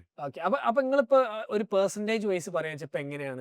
ഞങ്ങള് ഓർഗനൈസ്ഡ് റീറ്റെയിലേഴ്സ് മാത്രമാണ് അതിന്റെ സ്പ്ലിറ്റ് ആണുള്ളത്. അപ്പോ ഏറ്റവും കൂടുതൽ ചെയ്യുന്നത് modern trade, regional modern trade. അതുപോലെ ഒരു 10% താഴെ അല്ലെങ്കിൽ 10% എന്ന് പറയാം നമ്മൾ ഇതേപോലെ ഓർഗനൈസ്ഡ് റീറ്റെയിലേഴ്സ്, ഇൻഡിപെൻഡന്റ് സ്റ്റോഴ്സ് ഒക്കെ ചെയ്യുന്ന സ്ഥലങ്ങളിലൊക്കെ ചെയ്യുന്നുണ്ട്. ഒരു സ്റ്റോറുള്ള ഒരു 2 ഇപ്പൊ എറണാകുളത്തും കോഴിക്കോടും അതൊക്കെ മലപ്പുറം എല്ലായിടത്തും നമുക്ക് വണ്ടി നമ്മൾ തന്നെ വണ്ടി ഓടുന്നുണ്ട്. Okay. ചെറിയ ചെറിയ സ്റ്റോഴ്സ് ഒക്കെ അത്യാവശ്യം കച്ചവടം ഉള്ളത് നോക്കിയിട്ട് നമ്മൾ ചെയ്യാൻ തുടങ്ങി. Right. സ്റ്റോഴ്സിന്റെ വലിപ്പവും അല്ലെങ്കിൽ ഇങ്ങനത്തെ സാധനങ്ങൾക്ക് ഡിമാൻഡ് ഉള്ളതൊക്കെ അനുസരിച്ചിട്ട് ആ. ഞങ്ങൾ വെച്ചിട്ട് കച്ചവടം തീരില്ലാത്ത നിർത്തിയതുകൊണ്ട് മനസ്സിലായി. ഉറപ്പായിട്ടും. അപ്പൊ അങ്ങനെ മെയിൻറ്റെയിൻ ചെയ്തിട്ട് നമ്മൾ ഒരു ബേസിക് സാധനം അപ്പൊ ചെയ്യുന്നുണ്ട്. ഒരു പെർസെന്റേജ് വൈസ് പറയുകയാണെങ്കിൽ എത്ര MT, എത്ര ഈ സിംഗിൾ സ്റ്റോഴ്സ്, എത്ര e-commerce? MT ഞങ്ങളൊരു Quick commerce. MT ഒരു 60% അബവ് MT ആണ്. MT Okay. ആണ്. അത് എല്ലാം കൂടെ കേട്ടോ, മറ്റേ മോഡേൺ ട്രേഡും റീജിയണൽ മോഡേൺ ട്രേഡും ഒക്കെ എല്ലാം കൂടി പിടിക്കാം. ഒരു 60%. ഒരു 20-25% വേണമെങ്കിൽ ക്യുക്കോമും ഇ-കോമും ഒക്കെ കൂടെ ചെയ്യണം. ഓ, ഓക്കെ. കാരണം ക്യുക്കോമിൽ ഇങ്ങനെ സാധനങ്ങൾ ഉപയോഗിക്കുന്നതിന്റെ പെർസെന്റേജ് ഭയങ്കര കൂടുതലാണ്. ഭയങ്കര കൂടുതലാണ്. അതായത് നിങ്ങളിപ്പോ ഏതൊക്കെ ക്യുക്കമേഴ്സിലുണ്ട്? ഞങ്ങള് ഏതൊക്കെ ക്യുക്കോമേഴ്സ് അവൈലബിൾ ആണോ അതിലൊക്കെ ഞങ്ങൾ ഉണ്ട് എന്നുള്ളത്. Blinkit, Instamart, Zepto, Big Basket ഇപ്പൊ ക്യുക്കമേഴ്സിലേക്ക് കയറിയല്ലോ. ബിഗ് ബാസ്ക്കറ്റിന്റെ ഇതുണ്ട്, ആമസോൺ ഫ്രഷ് ഉണ്ട്, ഓ അതുണ്ട്. ഫ്ലിപ്കാർട്ട് മിനിറ്റ്സ് എന്ന് പറഞ്ഞിട്ട് ഒരു പ്ലാറ്റ്ഫോം ഉണ്ട്, അതിലും ഉണ്ട്. അപ്പൊ നിങ്ങൾ എല്ലാ പ്ലാറ്റ്ഫോമിലും ഉണ്ട്. എവിടെ പോയാലും ക്രംബറി അടിച്ചാൽ കിട്ടും. ഈ ആമസോൺ ഫ്രഷും ആമസോൺ ഫ്രഷ് ആദിത്യ ബിർള ഗ്രൂപ്പിന്റെ ആയിരുന്ന മോറ് ത്രൂ ആണ്. ഇപ്പൊ ആദിത്യ ബിർള ഗ്രൂപ്പിന്റെ അല്ല, മോറ്. അപ്പൊ മോറ് ത്രൂ ആയിരുന്നു ആദ്യം ഓപ്പറേറ്റ് ചെയ്തിരുന്നത്, ആമസോണിൽ ഉണ്ടായിരുന്നു. ഇപ്പൊ ആമസോൺ ക്വിക്ക് കൊമേഴ്സിന്റെ പ്ലാറ്റ്ഫോം ബാംഗ്ലൂരൊക്കെ തുടങ്ങിയിട്ടുണ്ട്. അതെ. അപ്പൊ അതിലൊക്കെ ഞങ്ങൾ അവൈലബിൾ ആണ്. ഓക്കെ. അപ്പൊ ഇതിന്റെ ഇടയിൽ നിങ്ങൾ അതിന്റെ ഇടയിൽ കമ്പാനിന്റെ ഇതിന് പോയി, അതാണ് ഭയങ്കര പോപ്പുലർ ആയ അങ്ങോട്ടേക്ക് എങ്ങനെയാണ് എത്തുന്നത്? അത് ഇന്നും എനിക്കും അറിയില്ല അങ്ങോട്ടൊക്കെ എങ്ങനെ എത്തിയെന്നുള്ളത്. അത് അങ്ങനെ വേണമെങ്കിൽ പറയാം. Only because of the quality of the product. Quality എന്ന് പറയുന്ന പോലെ അവര് നമ്മൾ ഇങ്ങോട്ട് കോണ്ടാക്ട് ചെയ്തതാണ്. അപ്പോ അങ്ങനെ കൊടുക്കുമ്പോ നമുക്ക് അറിയില്ലായിരുന്നു അംബാനിയുടെ ഇതിന് വേണ്ടിയിട്ടാണെന്നൊക്കെ. പുള്ളി ഇങ്ങനെ കാര്യങ്ങൾ ചോദിച്ചു, അപ്പൊ ഇങ്ങനെ തരാൻ പറ്റുമോ, സാമ്പിൾസ് ഒക്കെ അയച്ചു കൊടുത്തു. അപ്പൊ നമ്മൾ ഇവന്റിന് തരാൻ പറ്റുമോ ചോദിച്ചത് അല്ലേ? ഏത് ഇവന്റിനല്ല, ഇങ്ങനെ ഇവന്റ്സ് ഉണ്ട്, അതിന് വേണ്ടി തരാൻ പറ്റുമോ എന്നുള്ളതാണ് ചോദിച്ചത്. അപ്പൊ ഞാൻ പറഞ്ഞു തരാം, നമുക്ക് സാധനം ഉണ്ടാക്കി കൊടുക്കാന്നുള്ള വിറ്റാ മതിയല്ലോ. പിന്നെ അവര് ചോദിച്ച ക്വാണ്ടിറ്റി കുറച്ചും കൂടി വെരി ബിഗ് ക്വാണ്ടിറ്റി. ഇതെന്ത് ഇവന്റാ? അപ്പൊ അത് സാമ്പിളൊക്കെ വെച്ചത് അപ്രൂവ് ചെയ്ത് ഓക്കെ ആണെന്ന് പറഞ്ഞു. പിന്നെ അവർ ഓൾറെഡി നമ്മൾ സാധനം കഴിച്ചിട്ടും നമ്മളോട് അതുകൊണ്ടായിരിക്കും നമ്മൾ അപ്രോച്ച് ചെയ്തിട്ടുള്ളത്. പിന്നീട് അവർ നമ്മളോട് പറഞ്ഞു കാര്യങ്ങളൊക്കെ. അപ്പൊ അതൊന്നും ഒന്നും കൂടി അവർ ഇത് ചെയ്തു. പിന്നെ അവര് നമ്മളടുത്ത് പറഞ്ഞു ഇത് ഗുജറാത്തിൽക്കാണ് വേണ്ടത്. അപ്പൊ ഞാൻ പറഞ്ഞു തരാൻ പറ്റില്ല. അപ്പൊ ചോദിച്ചു നിങ്ങൾക്ക് എന്തുകൊണ്ട് തരാൻ പറ്റില്ല? ഞാൻ പറഞ്ഞു നിങ്ങൾക്ക് ഞാൻ എന്റെ കാശ് കൊടുത്തിട്ട് ഈ സാധനം നിങ്ങൾ വാങ്ങിയിട്ട് ഇത് ഒന്നാമത് നിങ്ങൾ ഈ സാധനം വാങ്ങുന്നതിന്റെ പൈസ വരും, ഞാൻ ട്രക്കിൽ അവിടെ വിടണം. നമ്മൾക്ക് ട്രക്കിൽ വിടണതിനെ പറ്റി മാത്രമാണ് ചിന്ത ഉള്ളൂ കേട്ടോ. കേരളത്തിൽ മാത്രമേ ആ സമയത്ത് സപ്ലൈ ചെയ്യുള്ളൂ? അതെ. ഇപ്പോ Kerala, Karnataka, Tamil Nadu, we have distribution network across 3 state. അപ്പൊ ഈ ഫ്ലിപ്കാർട്ട് മിനിറ്റ്സ് പോലത്തെ കമ്പനിയൊക്കെ ബാംഗ്ലൂർ, ചെന്നൈ അങ്ങനെയുള്ളടത്തൊക്കെ ഉള്ളൂ. ആമസോണൊക്കെ അതെ. ബാക്കിയുള്ള ഇപ്പൊ നിങ്ങൾ പറഞ്ഞ ബാക്കി പ്ലേയേഴ്സ് ഒക്കെ കേരളത്തിലൊക്കെ നല്ല രീതിയിൽ. അപ്പൊ ഞാൻ പറഞ്ഞത് ബുദ്ധിമുട്ട്. അപ്പൊ എന്തുകൊണ്ട് തരാൻ പറ്റില്ല എന്നുള്ള ചോദ്യം വന്നു. കാരണം അവരൊരു സാധനം വേണം എന്ന് പറഞ്ഞാൽ അവർക്ക് അത് വേണം എന്നുള്ളതാണ്. അപ്പൊ ഞാൻ പറഞ്ഞു എനിക്ക് ചലഞ്ച് എന്താ വെച്ചാൽ എനിക്ക് ട്രാൻസ്പോർട്ടേഷൻ ഉണ്ടാവില്ല, നിങ്ങൾക്ക് ഞാൻ 0 പ്രിസർവേറ്റീവ് പ്രൊഡക്റ്റ് ആണ്, എനിക്കത് അവിടെ വരെ എത്തിക്കും ക്വാളിറ്റിയിൽ തരാൻ പറ്റുമെന്നുള്ള കൺഫ്യൂഷൻ ഉണ്ടെന്ന് പറഞ്ഞു. ചില വാപ്പസ് കോൾ കരയുക പറഞ്ഞിട്ട് അയാൾ ഫോൺ വെച്ച് പോയി. പുള്ളി പറഞ്ഞു അമ്മരെ ഗാഡി അയക്കാന്ന് പറഞ്ഞു. പിറ്റേ ദിവസം പുള്ളി വിളിച്ചു, ഷാന് വണ്ടി വിടാന്ന് പറയുന്നത്, അല്ലെങ്കിൽ നമ്മൾ വണ്ടി വിടാന്ന് പറയുന്നത് ഓട്ടോറിക്ഷ അല്ലെങ്കിൽ നമുക്ക് അഫോർഡ് ചെയ്യാൻ പറ്റുന്ന ചെറിയ ഇതല്ലേ. അവര് വണ്ടി വിടാന്ന് പറയുന്നത് അവരെ ഫ്ലൈറ്റ് വിടാന്നാ പറഞ്ഞത്. അവരെ ഫ്ലൈറ്റ് വന്നു, സാധനം കൊണ്ടുപോയി. അപ്പൊ നെടുമ്പാശ്ശേരി എയർപോർട്ടിൽ ഞങ്ങൾ കാർഗോ ടെർമിനലിൽ സാധനം കൊടുത്തു. അത് അങ്ങനെ അനുസരിച്ചുള്ള രീതിയിൽ പാക്ക് ഒക്കെ ചെയ്ത് സെറ്റ് ആക്കിയിട്ട് സാധനം കൊടുത്തു. എന്നിട്ട് നിങ്ങൾ കല്യാണത്തിന് പോയോ? ഇല്ല, കല്യാണത്തിന് പോയില്ല. ഇല്ല, കല്യാണത്തിന് പോയില്ല. ആ സമയത്ത് ഞാൻ ദുബായിലായിരുന്നു. ഒന്നാമത് നമുക്ക് അറിയില്ലായിരുന്നു ഇത് കല്യാണം അപ്പൊ വിട്ടതിന് ശേഷം ആ സാധനമൊക്കെ അവിടെ സേഫ് ആയിട്ട് എത്തിയതിനു ശേഷം പുള്ളിക്കാരൻ പറഞ്ഞു നമുക്ക് മാലൂം കിസ്കെ ലിയെ പ്രൊഡക്റ്റ് സപ്ലൈ ചെയ്യാന്ന് വെച്ചു. അപ്പോഴും നമുക്കറിയില്ല ഫ്ലൈറ്റ് വരണമെന്നൊക്കെ പറയുമ്പോൾ ഞാൻ വിചാരിച്ചോ ഇയാള് വൻ താങ്ങാനുള്ള പഠിച്ചവനെ. അതല്ലേ നമ്മൾ വിചാരിക്കണത്. അപ്പൊ ഞാൻ വിചാരിച്ചത് പൈസ തരാണ്ട് പറ്റിക്കാനുള്ള എന്തെങ്കിലും നമ്പറാവും കാർഗോയിൽ കൊടുത്തിട്ട് അവരെടുക്കും. അങ്ങനെ എന്നോട് സുഹൃത്തുക്കളൊക്കെ പറഞ്ഞു ചിലപ്പോ അതുമായിരിക്കും എന്നൊക്കെയുള്ള. അങ്ങനെ പുള്ളിക്കാരൻ എന്തെങ്കിലും 20% അഡ്വാൻസ് കിട്ടുമെന്ന് വെച്ചു. അത് പെർഫോം ഇൻവോയ്സ് അയക്കാൻ പറഞ്ഞു. അപ്പൊ വെരി നെക്സ്റ്റ് ഡേ 100% പേയ്മെന്റ് വന്ന. ശരി. അപ്പൊ നമ്മൾ സാധനം കൊടുത്തു, അവരെ കൊണ്ടുപോയിട്ട്. പിന്നെ എന്റെ ടെൻഷൻ എന്താ വെച്ചാൽ 2 ദിവസവും ഇവര് പ്രോപ്പറായിട്ട് നമ്മൾ കൊടുത്തു വിട്ട പോലെ അത് അവിടെ ഗോഡൌണിൽ ഇട്ടതാണോ, ഇവരതിന് ചില്ലറിലേക്കോ കോൾഡ് സ്റ്റോറേജിലേക്കോ മാറ്റിയിട്ടുണ്ടോ, അതൊക്കെ ആയിരുന്നു ടെൻഷൻ. അപ്പൊ ഞാനിങ്ങനെ അവരെ വിളിക്കുമായിരുന്നു. അപ്പോഴാണ് അയാൾ എന്നോട് ചോദിച്ചത് എത്ര ക്വാണ്ടിറ്റി ഉണ്ടാവും അന്ന് നിങ്ങൾ വിട്ട്? ഒരു 10,000 പീസസ് ഒക്കെ ഉണ്ടാവുമായിരിക്കും. ആ. ചെറിയ ഞങ്ങളെ ക്രംബറിയുടെ ബ്രാൻഡിലുള്ള ചെറിയ ചെറിയ ചെറിയ യോഗട്ട്സ്. പിന്നെ 1 കിലോന്റെ കുറച്ച് ബക്കറ്റ്സ് ഒക്കെ ആയിരുന്നു, ആ. പ്ലെയിൻ യോഗട്ട് ബക്കറ്റ് ഒക്കെ. അപ്പോൾ അവര് ചോദിച്ചു, നിനക്കറിയോ നീ ആർക്ക് വേണ്ടിയിട്ടാണ് സപ്ലൈ ചെയ്തത്? ഞാൻ പറഞ്ഞില്ല. ഏ. അപ്പൊ ഞാനിങ്ങനെ ഒരു ചെയറിൽ ഇരുന്നിട്ട് ഇങ്ങനെ കൂളായിട്ട് സംസാരിക്കാണ്. ആ. അയാൾ പറഞ്ഞു, അപ്പൊ മാലൂം അംബാനി കാ ബേട്ടാ കാ ഷാദി വരെ. നമുക്കറിയോ? ഇല്ലല്ലോ, നമ്മളാരും അല്ലല്ലോ. അതെ. അറിയില്ല. ഞാൻ പറഞ്ഞില്ല. അംബാനി. അപ്പൊ പുള്ളിക്കാരൻ പറഞ്ഞു, അംബാനിയുടെ മോന്റെ പ്രീ വെഡിങ് ആണ്, ആ. അതിനാണ് നിന്റെ പ്രൊഡക്റ്റ് സെലക്ട് ചെയ്തത്. അത് ഗുജറാത്തിൽ വെച്ച് ജാംനഗറിൽ വെച്ചിട്ടാണ്. അതിന് വേണ്ടിയിട്ട് നമ്മൾ അവിടുന്ന് എന്നുള്ള ഒരു സാധനത്തിന് അപ്പോഴാണ് ഞെട്ടത്.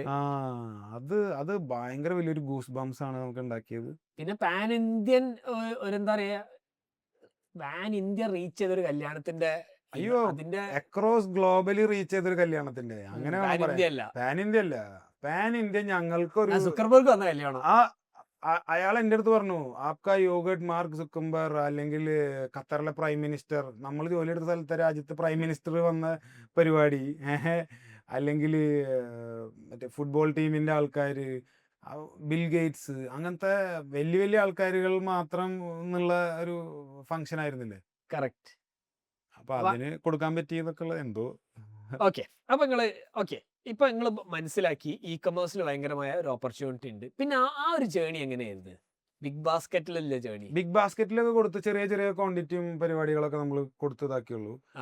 അവര് വാങ്ങിക്കലായിരുന്നു? അല്ല, നമ്മൾ അവിടെ അവരെ വെയർ ഹൗസിൽ കൊണ്ട് കൊടുക്കുമായിരുന്നു. ആ. സ്വിഗ്ഗി ഇൻസ്റ്റാമാർട്ട് ആണ് കേരളത്തിൽ ക്വിക്ക് കൊമേഴ്സ് ആദ്യമായിട്ട് വന്നത്. ഓക്കെ. സ്വിഗ്ഗി ഇൻസ്റ്റാമാർട്ട് വന്നിട്ട് അതിൽ കയറുക എങ്ങനെയാണെന്നുള്ളതും അറിയില്ല, ആരെ കോണ്ടാക്ട് ചെയ്യണമെന്ന് അറിയില്ല. അത് ഭയങ്കര ഒരു ഇതായിരുന്നു. അപ്പോൾ അപ്പോഴും എന്താ വെച്ചാൽ നമ്മളിതിനെ പറ്റിയിട്ട് ഇങ്ങനെ അന്വേഷിച്ചുകൊണ്ടിരിക്കില്ലേ, എങ്ങനെയെന്ന്. ഇന്നും ഒരുപാട് ആൾക്കാരെ നമ്മൾ വിളിച്ച് ഓരോന്ന് അറിയാന്നുള്ളതാണല്ലോ. അപ്പം അന്ന് ഇതേപോലെ എനിക്ക് തോന്നുന്നു ബോംബെയിലുള്ളൊരു പുള്ളിനായിട്ട് സംസാരിച്ചു. പുള്ളിയുടെ അടുത്ത് പറഞ്ഞു, അപ്പം ഇങ്ങനെ ഇതിൽ കൊടുക്കണം. അപ്പം അയാൾ ഒരു കണക്ഷൻ എനിക്ക് ഒപ്പിച്ചു തന്നു. അങ്ങനെ ഞാൻ അവരെ കോണ്ടാക്ട് ചെയ്ത് വെറുപ്പിച്ചു. സ്ഥിരം പരിപാടി. അപ്പോൾ പുള്ളിക്കാരൻ പറഞ്ഞു, ഓക്കെ ശരി. ഞാൻ അവര് ബാംഗ്ലൂരിലാണ് ഓഫീസ്. പുള്ളിക്കാരൻ അപ്പോയിന്റ്മെന്റ് തന്നു. പുള്ളിക്കാരൻ്റെ മെയിലേക്ക് ഞാൻ പറഞ്ഞു, മെയിലൊക്കെ അയച്ചിട്ടുണ്ട്, എനിക്ക് നിങ്ങളൊരു 5 മിനിറ്റ് തരൂ, നമുക്ക് ഫേസ് ടു ഫേസ് അത് നമുക്ക് കിട്ടണമല്ലോ, എന്നാലല്ലേ കാര്യങ്ങൾ എന്താണെന്ന് സംസാരിക്കാനും ഇതാക്കാനും. ഒരു പ്രാവശ്യം കണ്ടാലും കൂടിയാണല്ലോ നമ്മൾ ഇതാണെന്ന് അവർക്ക് മനസ്സിലാക്കിക്കാനും പറ്റുക. അപ്പോൾ പുള്ളിക്കാരൻ അതേപോലെ ടൈം വന്നു. അങ്ങനെ പുള്ളിക്കാരൻ പറഞ്ഞു, ഓക്കെ. അന്ന് അവരെ എടപ്പള്ളിയിലും കാക്കനാടുമാണ് 2 സ്റ്റോറാണ്. എടപ്പള്ളിയിലായിരുന്നു തുടങ്ങി, കാക്കനാട് രണ്ടാമത്തെ. ഇന്നത്തെ പോലെ ഒരു DC അങ്ങനത്തെ ഒന്നും ഇല്ല കേട്ടോ. ചെറിയ സ്റ്റോറിൽ അന്ന് 2 പീസിനും 3 പീസിനും 1 പീസിനൊക്കെയാണ് ഓർഡർ തരിക. എനിക്കത് മതി. അപ്പൊ ഞാൻ തന്നെ ആ സമയത്ത് ഞങ്ങള് മോഡേൺ ട്രേഡും ബാക്കിയുള്ളതൊക്കെ ആയിട്ട് 5-8 വണ്ടി ഒക്കെ ഓടുന്ന അത്യാവശ്യം നല്ല സെയിൽ ചെയ്യുന്നുണ്ട്. അപ്പൊ ഇതിന് വേണ്ടിയിട്ട് ഒരു വണ്ടിയും ഡ്രൈവറേയും വിടാൻ പറ്റില്ല. അപ്പൊ നമ്മളെ ചെറിയ ഐസ് ബോക്സിൽ ഞാൻ തന്നെ 5 പീസൊക്കെ ഞാൻ എന്റെ കാറിൽ തന്നെ കൊണ്ട് കൊടുക്കുമായിരുന്നു. എന്റെ ഓഫീസിലുള്ളവരെ ചോദിക്കുമായിരുന്നു, കാക്ക് വേറെ പണിയില്ല, ഇത് 2 പീസും ഇതിനൊക്കെ സമയങ്ങൾ. ഞാൻ പറയാം, ഓൺലൈനും ക്വിക്ക് കൊമേഴ്സ് ഒക്കെ ഭയങ്കര സംഭവമാണെന്നാണ് പറയണത്. പറയണത് ആൾക്കാരും പറയണത് എനിക്കും തോന്നുന്നുണ്ട്. അത് നമുക്കൊന്ന് പരീക്ഷിച്ച് നോക്കാന്ന്. എന്തായാലും അതൊന്നും കൊടുത്തു നോക്കാന്ന് പറഞ്ഞു. ഗ്രാജുവലി അവര് കുറച്ച് സമയം കൊണ്ട് 10-25 സ്ഥലമായി എറണാകുളത്ത് മാത്രം. 25 ഡാർക്ക് സ്റ്റോറായി. 25 ഡാർക്ക് സ്റ്റോർ എന്ന് പറയാൻ പറ്റും. ചെറിയ സ്റ്റോഴ്സ്.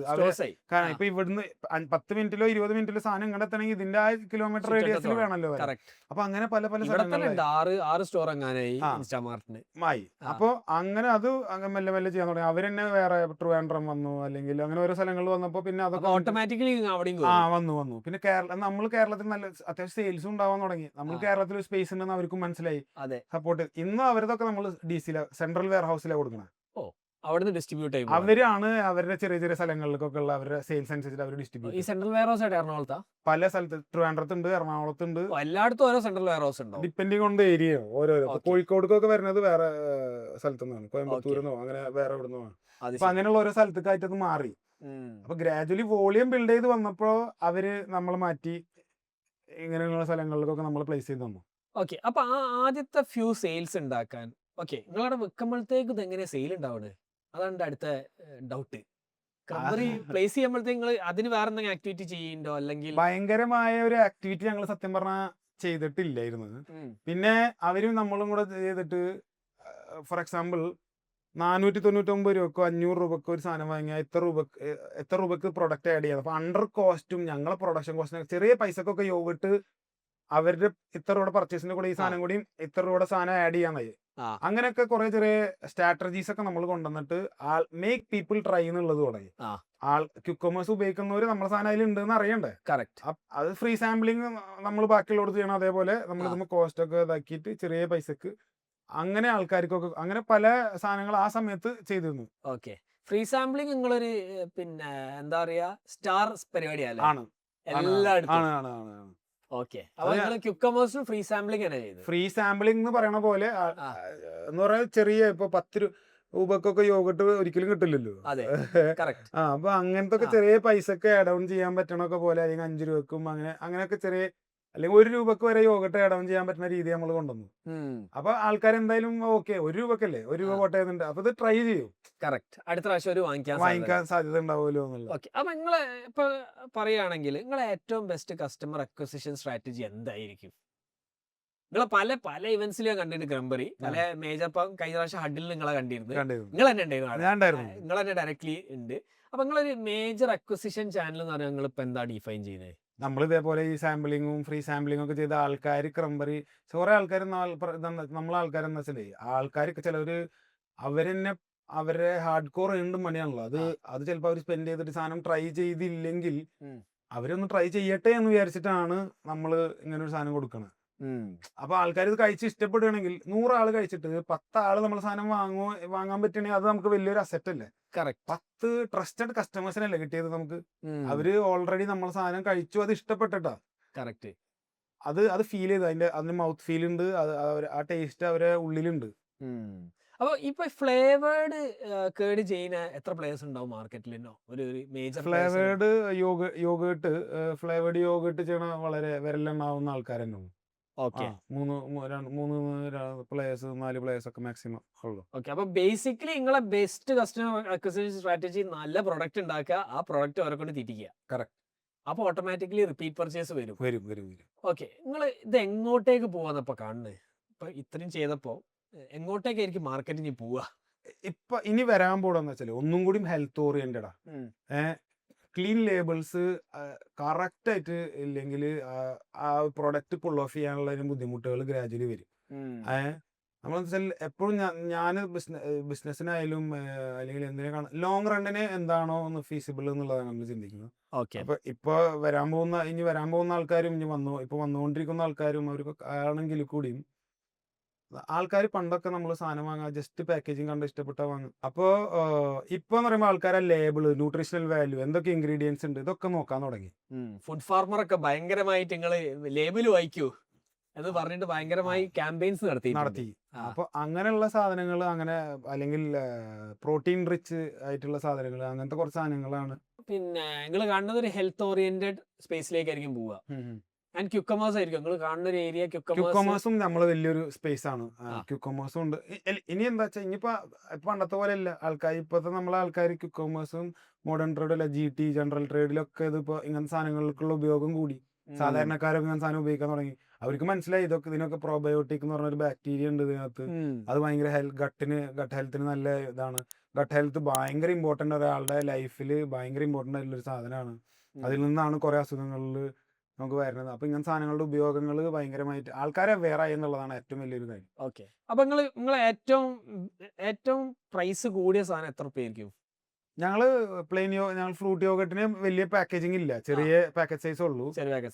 അതാണ് നിങ്ങൾ ഏറ്റവും ഹീറോ പ്രോഡക്റ്റ്? അല്ല, ഞങ്ങള് പ്ലെയിൻ യോഗട്ടാണ് നമ്മൾ ഏറ്റവും ഹീറോ പ്രോഡക്റ്റ്, വോളിയം ആയിട്ട് ചെയ്യണത്. എത്ര percentage of your total business ഈ പ്ലെയിൻ യോഗട്ട് ആയിരിക്കും? More than 60% plain yoghurt. 1 കിലോന്റെ 1 കിലോ 400 ഗ്രാം 200 ഗ്രാം 80 ഗ്രാമിന്റെ ചെറിയ പാക്ക് ഉണ്ട്, ജസ്റ്റ് ഒരു മീലിന് കഴിക്കാന്നുള്ളത്. ഞങ്ങളൊരു ട്രാവൻകൂർ ട്രഡീഷൻ എന്ന് പറഞ്ഞിട്ട് ഒരു യോഗട്ട് ഉണ്ട്. ഗ്ലോബലി നമ്മളതിൽ മാത്രമുള്ള സാധനം എന്ന് പറഞ്ഞാൽ ഇന്ത്യയിൽ വേറൊരു വെൻഡേഴ്സിന്റെ കയ്യിലില്ല. ഞങ്ങളൊരു 3 വർഷത്തെ R&D നമ്മളെ സംഭാരത്തിന്റെ ഫ്ലേവറിൽ യോഗട്ട് കാരണം പുറത്തുനിന്നുള്ള സായിപ്പന്മാരും അവരൊക്കെയാണ് ഈ യോഗട്ട് കണ്ടുപിടിച്ചതെങ്കിൽ കൂടിയും അവർക്ക് ഈ എരിവ് അങ്ങനത്തെ സാധനങ്ങളൊന്നും ഇഷ്ടമല്ലല്ലോ. അതില് പച്ചമുളകിന്റെയും ഇഞ്ചിയുടെയും വേപ്പിലയുടെ ഒക്കെ എക്സ്ട്രാക്ട് ഒക്കെ വെച്ചിട്ട് നിങ്ങൾ ഈ നോമ്പ് തൊട്ടിട്ട് വായിൽ വെള്ളം വരുന്നത്. ഇങ്ങനെ ഒരു പ്രൊഡക്റ്റിന് അതിൽ ആഡഡ് സോൾട്ട് വരുന്നുണ്ട്. റെഡി ടു ഈറ്റ് എന്നുള്ള കോൺസെപ്റ്റാണ്. നേരെ ചോറിൽ ഇടുക, കഴിക്കുക. പ്ലെയിൻ യോഗട്ട് ആണെങ്കിൽ കൂടി അതിൽ കുറച്ച് ഉപ്പൊക്കെ ഇട്ട്, അല്ലെങ്കിൽ അതിൽ വേറെ ഒന്നുമില്ല. ഇത് ഫ്ലേവർ മറ്റേ ഫ്ലേവേഴ്സ് ഒക്കെ അല്ലെങ്കിൽ ഫ്രൂട്ട് ഫ്ലേവേർഡ് ആണ്. മാംഗോ, സ്ട്രോബെറി, ബ്ലൂബെറി എന്നൊക്കെ പറയുന്നത് ഓരോ ഫ്രൂട്ടിന്റെ സ്വീറ്റൻഡ് ആണല്ലോ. ഇത് അതല്ല. അപ്പൊ അതിന് ഇഷ്ടപ്പെടുന്ന ഒരു സെഗ്മെന്റ് ഓഫ് ആൾക്കാരുണ്ട്. ഇവൻ കുറെ സ്ഥലങ്ങളിലൊക്കെ അല്ലെങ്കിൽ പ്രീമിയം സദ്യാസിന്റെ കൂടെ നമ്മൾ ഈ പ്രൊഡക്റ്റ് അവർ പ്ലേസ് ചെയ്യുന്നുണ്ട്, കേരള സദ്യയുടെ കൂടെ. അപ്പൊ നിങ്ങൾ പറഞ്ഞ ബാക്കിയുള്ള 10-15% ഇവന്റ്സ് ആണ്. ഇവന്റ്സിലേക്ക് ചെയ്യുന്നുണ്ട്. 5-star ഹോട്ടൽസ് ചെയ്യുന്നുണ്ട്. 5-star ഹോട്ടൽസ് ചെയ്യുന്നുണ്ട്. അപ്പൊ ഇനി കുക്കമേഴ്സിൽ ചോദിക്കാനുള്ളത്, ഇതിന്റെ അകത്ത് PPC ക്യാമ്പയിൻസ് ഒക്കെ ഉണ്ടല്ലോ, പേപ്പർ ക്ലിക്ക്, ഇങ്ങനത്തെ ക്യാമ്പയിൻസ് വല്ലതും നിങ്ങൾ എക്സിക്യൂട്ട് ചെയ്ത് നോക്കിയിട്ടുണ്ടോ? അത് ഇനീഷ്യലി ചെയ്തിട്ടുണ്ടാവായിരിക്കും. ഇപ്പൊ ഇല്ല. ഇപ്പൊ ചെയ്യില്ല. ഇനീഷ്യലി പലതും ചെയ്ത് നോക്കിയിട്ടുണ്ട്. എന്താണ് ക്ലച്ച് പിടിക്കാൻ നമുക്ക് അറിയില്ലല്ലോ. എക്സ്പെരിമെന്റേഷൻ ആണ്. അത് ഇന്നും നമ്മൾ ഓണാണ്. അല്ല ചെയ്ത് നോക്കാണ്ട് എങ്ങനെ നമുക്കറിയാം. ഇത് നിങ്ങൾ ഇൻഹൗസ് ടീമിനാണ് യൂസ് ചെയ്തത് അല്ലെങ്കിൽ എക്സ്റ്റേണൽ ടീംസ്? നമ്മൾ ഇൻഹൗസ് ടീമിനെയാണ് യൂസ് ചെയ്തത്. എക്സ്റ്റേണൽ ടീമിനെ യൂസ് ചെയ്തിട്ടുണ്ട്. പൂർണ്ണമായിട്ട് നമ്മൾ ഇൻഹൗസ് ചെയ്തതെന്ന് പറയാൻ പറ്റില്ല. എക്സ്റ്റേണൽ ടീമിനെ യൂസ് ചെയ്തിട്ടുണ്ട്. അപ്പൊ പിന്നെ ഡിജിറ്റൽ മാർക്കറ്റിംഗ് നിങ്ങൾ ചെയ്യുന്നുണ്ടോ? നിങ്ങൾ ഏറ്റവും വലുത് ഈ ടേസ്റ്റിംഗ് ആണ്, നിങ്ങൾക്ക് മനസ്സിലായി. ഡിജിറ്റൽ മാർക്കറ്റിംഗ് മുതൽ ഞങ്ങൾ ഡിജിറ്റൽ മാർക്കറ്റിംഗ് ചെറുതായിട്ട് ചെയ്യുന്നുണ്ടായിരുന്നു. സോഷ്യൽ മീഡിയ പ്ലാറ്റ്ഫോംസും അല്ലെങ്കിൽ അതൊക്കെ എനിക്ക് ഭയങ്കര യൂസ്ഫുൾ ആയിട്ടുണ്ട്. അപ്പൊ ആൾക്കാർ വീട്ടിലിരുന്ന സമയത്താണല്ലോ കുറെ ഇങ്ങനത്തെ സാധനങ്ങളും അല്ലെങ്കിൽ ഇങ്ങനെ സ്ക്രോൾ ചെയ്യണതും അല്ലെങ്കിൽ ഇൻഫ്ലുവൻസേഴ്സിനെ കൊണ്ടും അല്ലെങ്കിൽ ആക്ടേഴ്സ്, ആക്ട്രസസ്, അങ്ങനെ പല ആൾക്കാരെ കൊണ്ടും നമ്മള് ചെയ്യിപ്പിച്ചിട്ടുണ്ട്. അതൊക്കെ ഇപ്പോഴും ചെയ്യുന്നുണ്ടോ? ഇപ്പൊ കുറവാണ്. ബ്രാൻഡ് എസ്റ്റാബ്ലിഷ് ചെയ്യും. അന്ന് പൂർണ്ണമായിട്ട് നിർത്തിയെന്നല്ല, അന്ന് അതിനു വേണ്ടി ഭയങ്കരമായ സ്പെൻഡ് ഉണ്ടായിരുന്നു. മാർക്കറ്റിംഗ് സ്പെൻഡ് ഫുൾ ആയിട്ട് അതിനകത്ത് നമ്മൾ സെയിൽസിന്റെ പെർസെന്റേജ് നോക്കിയിട്ടല്ല സ്പെൻഡ് ചെയ്തിരുന്നത്. ഇന്ന് അതൊക്കെ നമ്മൾ മോണിറ്റർ ചെയ്യാൻ തുടങ്ങി. അന്ന് നിങ്ങൾ എത്ര സ്പെൻഡ് ചെയ്തിട്ടുണ്ട്? ഇപ്പൊ സെയിൽസിന്റെ പെർസെന്റേജ് ഒക്കെ നിങ്ങൾ എത്ര സ്പെൻഡ് ചെയ്ത്? ഇന്ന് എങ്ങനെയാണ് അത് സ്പെൻഡിങ്ങില്? പ്രോഫിറ്റബിൾ ആണ്. നമ്മൾ ബ്രേക്ക് ഈവൻ ആയി. കമ്പനി രണ്ട് കാര്യം പോലെ നിൽക്കുന്നുണ്ട്. അപ്പൊ അത് വീടില്ലാന്ന് പറയാൻ പറ്റില്ല, ഒരിക്കലും പറയാൻ പറ്റില്ല. അത് ഏത് എസ്റ്റാബ്ലിഷ്ഡ് പ്ലെയറിന് പോലും അത് പറയാൻ പറ്റില്ല എന്നാണ് ഞാൻ വിശ്വസിക്കുന്നത്. അന്ന് പറയണത് അന്നൊരു കണക്കില്ലാണ്ട് ഇതിന് നമ്മൾ തന്നെ വിചാരിക്കണം അത് എത്ര രൂപ സ്പെൻഡ് ചെയ്ത് നോക്കാം എന്നുള്ള രീതിയായിരുന്നു. കാരണം അന്ന് ഓൺലൈൻ ബിസിനസ്. അതെ. ഇന്ന് പറയണത് നമ്മൾ അതിനെ ഡിഫൈൻ ചെയ്യാൻ തുടങ്ങി. സെയിൽസിനെ എടുത്തിട്ട് ഇതിന്റെ പെർസെന്റേജ് വൈസ് അല്ലെങ്കിൽ കുക്കമേഴ്സ് എന്ത് കിട്ടുന്നു അതിന്റെ ഒക്കെ നിശ്ചിത ശതമാനം മാത്രം ഇങ്ങനെ സാധനത്തിൽ സ്പെൻഡ് ചെയ്യാൻ തുടങ്ങി. അപ്പൊ ബേസിക്കലി നിങ്ങൾ ഇപ്പൊ ഒരു 5-10% മാർക്കറ്റിംഗ് സ്പെൻഡ് ഉണ്ട്. അതിൽ കൂടുതൽ ചില മാസങ്ങളിൽ നമ്മൾ ചെയ്യാറുണ്ട്. അപ്പൊ നിങ്ങൾ നോക്കുക പ്രോഫിറ്റബിലിറ്റി ആയിരിക്കും നോക്കുക. അതെ. ഇത്ര സ്പെൻഡ് ചെയ്താൽ ഇത്ര പ്രോഫിറ്റ് കിട്ടാൻ സാധ്യത. പ്രോഫിറ്റബിലിറ്റി അല്ലായിരുന്നു നമ്മൾ ഇപ്പൊ നോക്കിയിരുന്നത്, നമ്മൾ സെയിൽസ് ആയിരുന്നു നോക്കിയിരുന്നത്. പ്രോഫിറ്റബിലിറ്റി ഇന്നും നമ്മൾ സെക്കൻഡറി ആയിട്ടാണ് നോക്കുന്നത്. കാരണം ഇതെന്താ വെച്ചാൽ എസ്റ്റാബ്ലിഷ്ഡ് ആയിട്ടുള്ള ഒരു സ്പേസ് അല്ല. കറക്റ്റ്. അതായി വരണല്ലേ ഉള്ളൂ. അപ്പൊ അതുകൊണ്ടുള്ള ലിമിറ്റേഷൻസ് ഉണ്ട്. അപ്പൊ ഇപ്പൊ എത്ര ഒരു പെർസെന്റേജ് നിങ്ങൾ മാർക്കറ്റിംഗ് സ്പെൻഡ് ചെയ്യുന്നുണ്ടാവും? മാർക്കറ്റിംഗിന് നമ്മളൊരു 10-15% ഒക്കെ സ്പെൻഡ് ചെയ്യും. അപ്പൊ ഈ B2B അല്ലെങ്കിൽ പിന്നെ B2B2C അവിടെ നിങ്ങളെ മാർക്കറ്റിംഗ് എന്ന് പറഞ്ഞു കഴിഞ്ഞാൽ ഈ മെർച്ചൻഡൈസർ ആണോ? അല്ല, മെർച്ചൻഡൈസർ ചെയ്യുന്നുണ്ട്. അവിടെ അതിന്റെ ഉള്ളിൽ ഷോപ്പ് ബ്രാൻഡിങ് ഉണ്ടല്ലോ, ഷോപ്പിന്റെ ഉള്ളിൽ ചെറിയ ബ്രാൻഡിങ് സ്പേസ്, അതുപോലെ ഹോർഡിങ്സ്, മെട്രോ പില്ലേഴ്സ്, അങ്ങനത്തെ ഒക്കെ സാധനങ്ങൾ ചെയ്തിട്ടുണ്ട്. നിങ്ങൾ ഏറ്റവും കൂടുതൽ മാർക്കറ്റിംഗ് സ്പെൻഡ് എവിടെയായിരിക്കും പോകുന്നത്? ഇപ്പൊ ഞങ്ങള് ഓൺലൈനിലാണ്. അപ്പൊ ഞാൻ ക്യുക്കമേഴ്സും B2B, കാരണം അങ്ങനെയുള്ള ആൾക്കാരാണല്ലോ നമ്മൾ പ്രൊഡക്ട്സ് ഉപയോഗിക്കുന്നവരുള്ളത്. മനസ്സിലായി. അപ്പൊ MT നിങ്ങൾ ക്രാക്ക് ചെയ്തു, ക്യുക്കമേഴ്സ് ക്രാക്ക് ചെയ്തു. ഇതിന്റെ അകത്ത് നിങ്ങൾ ഒരു സ്വന്തം വെബ്സൈറ്റിന്റെ ഓപ്പർച്യൂണിറ്റി കാണുന്നുണ്ടോ? നിങ്ങളെ ഡയറക്റ്റ്ലി വാങ്ങിക്കുമെന്ന് കസ്റ്റമർ? ഞങ്ങളത് ചിന്തിക്കണില്ല. കാരണം എന്താ പറയുക, ആൾക്കാർ ചിലപ്പോൾ നമ്മൾ സാധനം വാങ്ങുമായിരിക്കും നമ്മളെ വെബ്സൈറ്റിൽ. ക്രംബറി അറിയുന്നവർ ക്രംബറിന്ന് ഡയറക്റ്റ് വാങ്ങും. എങ്ങനെ നമ്മളത് ഓപ്പറേറ്റ് ചെയ്യും? എന്നെ അറിയാവുന്ന ആൾക്കാർ ചിലപ്പോൾ എന്നെ വിളിച്ചിട്ട് പറയും, നാസ കുറച്ച് യോഗട്ട് കിട്ടുമല്ലോ. അപ്പൊ ഞാൻ ആദ്യമേ അവർക്ക് യോഗട്ട് കൊടുക്കാൻ നിൽക്കാറില്ല. അപ്പൊ ഞാൻ പറയാ ഫുള്ള് കേട്ടിട്ട് ഞാൻ ചോദിക്കും എവിടെയാണ് താമസിക്കണം, നിയർ ബൈ ഈ കടയിൽ നമ്മൾ സാധനം കൊടുക്കുന്നുണ്ട് എന്ന് ചോദിച്ചിട്ട് പറയാം. കാരണം യോഗട്ട് വെക്കുന്നതിന്റെ ചിലവ് 10 ഇരട്ടി ചിലവായിരിക്കും ഇത് കൊണ്ട് കൊടുക്കാൻ വേണ്ടിട്ട് ഇയാൾക്ക് വരുന്ന ചിലവ്. അപ്പൊ നിയർ ബൈ നമ്മളത് ആൾക്കാർ 5 പീസോ 10 പീസോ നമ്മളെ ഓർഡർ ചെയ്താൽ അതിന്റെ ഓപ്പറേഷണൽ എക്സ്പെൻസ് നമുക്ക് മീറ്റ് ചെയ്യില്ല. അതിനേക്കാൾ നല്ലത് ഇപ്പൊ ഈ കുക്കമേഴ്സിൽ സാധനം ഉണ്ടെന്ന് നമ്മൾ 5 മിനിറ്റിൽ ഇവർക്ക് എത്തിക്കാൻ പറ്റുന്ന സാധനം ചിലപ്പോൾ നമ്മൾ ഒരു ദിവസം കഴിഞ്ഞിട്ടൊക്കെ എത്തിക്കാൻ പറ്റിയിട്ട് കാര്യമില്ലല്ലോ. അതിനകത്ത് ലോജിക് ഇല്ല. ഇല്ല. അപ്പൊ നിങ്ങൾ വേറെ എല്ലാ പ്രൊഡക്ട്സ് ഡൈവേഴ്സിഫൈ ചെയ്യാൻ നോക്കുക. നമ്മള് ഇനിയിപ്പോ ഒരു ഹെൽത്തി കുട്ടൻ എന്നുള്ള പോലത്തെ ഹെൽത്തി ബേസ്ഡ് കുറച്ച് സാധനങ്ങൾക്ക് നമ്മൾ ഫോക്കസ് ചെയ്യുന്നുണ്ട്. ഡയറി പ്രൊഡക്ട്സ് ഡയറി റിലേറ്റഡും നോൺ ഡയറി കുറച്ച് അതിൽ വരും. By the end of December ആണ് ഞങ്ങൾ ഡെഡ് ലൈൻ വെച്ചിട്ടുള്ളത്. ഓക്കെ. കുറച്ചധികം പ്രോഡക്ട്സ് പ്ലാനിങ്ങിലുണ്ട്. ടുവേർഡ്സ് പ്രോട്ടീൻ എന്തെങ്കിലും ഉണ്ടോ? ടുവേർഡ്സ് പ്രോട്ടീൻ സാധനങ്ങളുണ്ട്.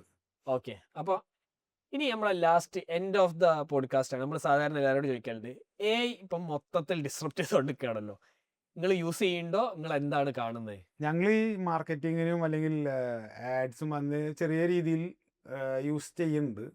അത് നല്ല രീതിയിൽ ഉപയോഗിക്കണം എന്നുള്ളതാണ് ആഗ്രഹം. നമ്മളെ പ്ലാനും. അത് കാരണം നമുക്കും അതിനെപ്പറ്റി അറിയില്ല, നമ്മളും പഠിച്ചുകൊണ്ടിരിക്കുകയാണല്ലോ. കറക്റ്റ്. അപ്പൊ നമ്മുടെ ടീമിന്റെ അടുത്തും പറയുന്നുണ്ട്, നിങ്ങൾ അതിനെ പറ്റിയിട്ട് ഗ്രാഹ്യമായിട്ട് മനസ്സിലാക്കൂ, അതിനെപ്പറ്റി പഠിക്കൂ, നമുക്ക് അതിനെ എങ്ങനെയൊക്കെ മാക്സിമം യൂട്ടിലൈസ് ചെയ്യാം.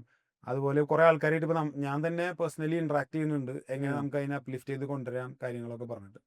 അപ്പൊ അത് ഭയങ്കര വലിയൊരു ഓപ്പർച്യൂണിറ്റി തന്നെ ആയിരിക്കും അത്. ഓക്കെ. നിങ്ങൾ ഇപ്പൊ ഇൻഹൗസ് ടീം എത്ര ആൾക്കാരുണ്ട് ഈ മാർക്കറ്റിംഗ്? നമുക്ക് ഭയങ്കരമായ സ്ട്രെങ്ത് അല്ല ഉള്ളത്. ഞങ്ങൾക്ക് മാർക്കറ്റിംഗ് അല്ലെങ്കിൽ ഇങ്ങനത്തെ ആക്ടിവിറ്റീസ്, ഡിജിറ്റൽ ആക്ടിവിറ്റീസ്, പുറത്തെ ആക്ടിവിറ്റീസ്, ഇത് പുറത്തെന്ന് പറയുമ്പോൾ സാമ്പിളിങ്ങിനും ആൾക്കാർ വേണ്ടേ? നമ്മളെ തന്നെ ടീം പോകണം. ഡിജിറ്റൽ സൈഡ് എത്ര ആൾക്കാരുണ്ട്?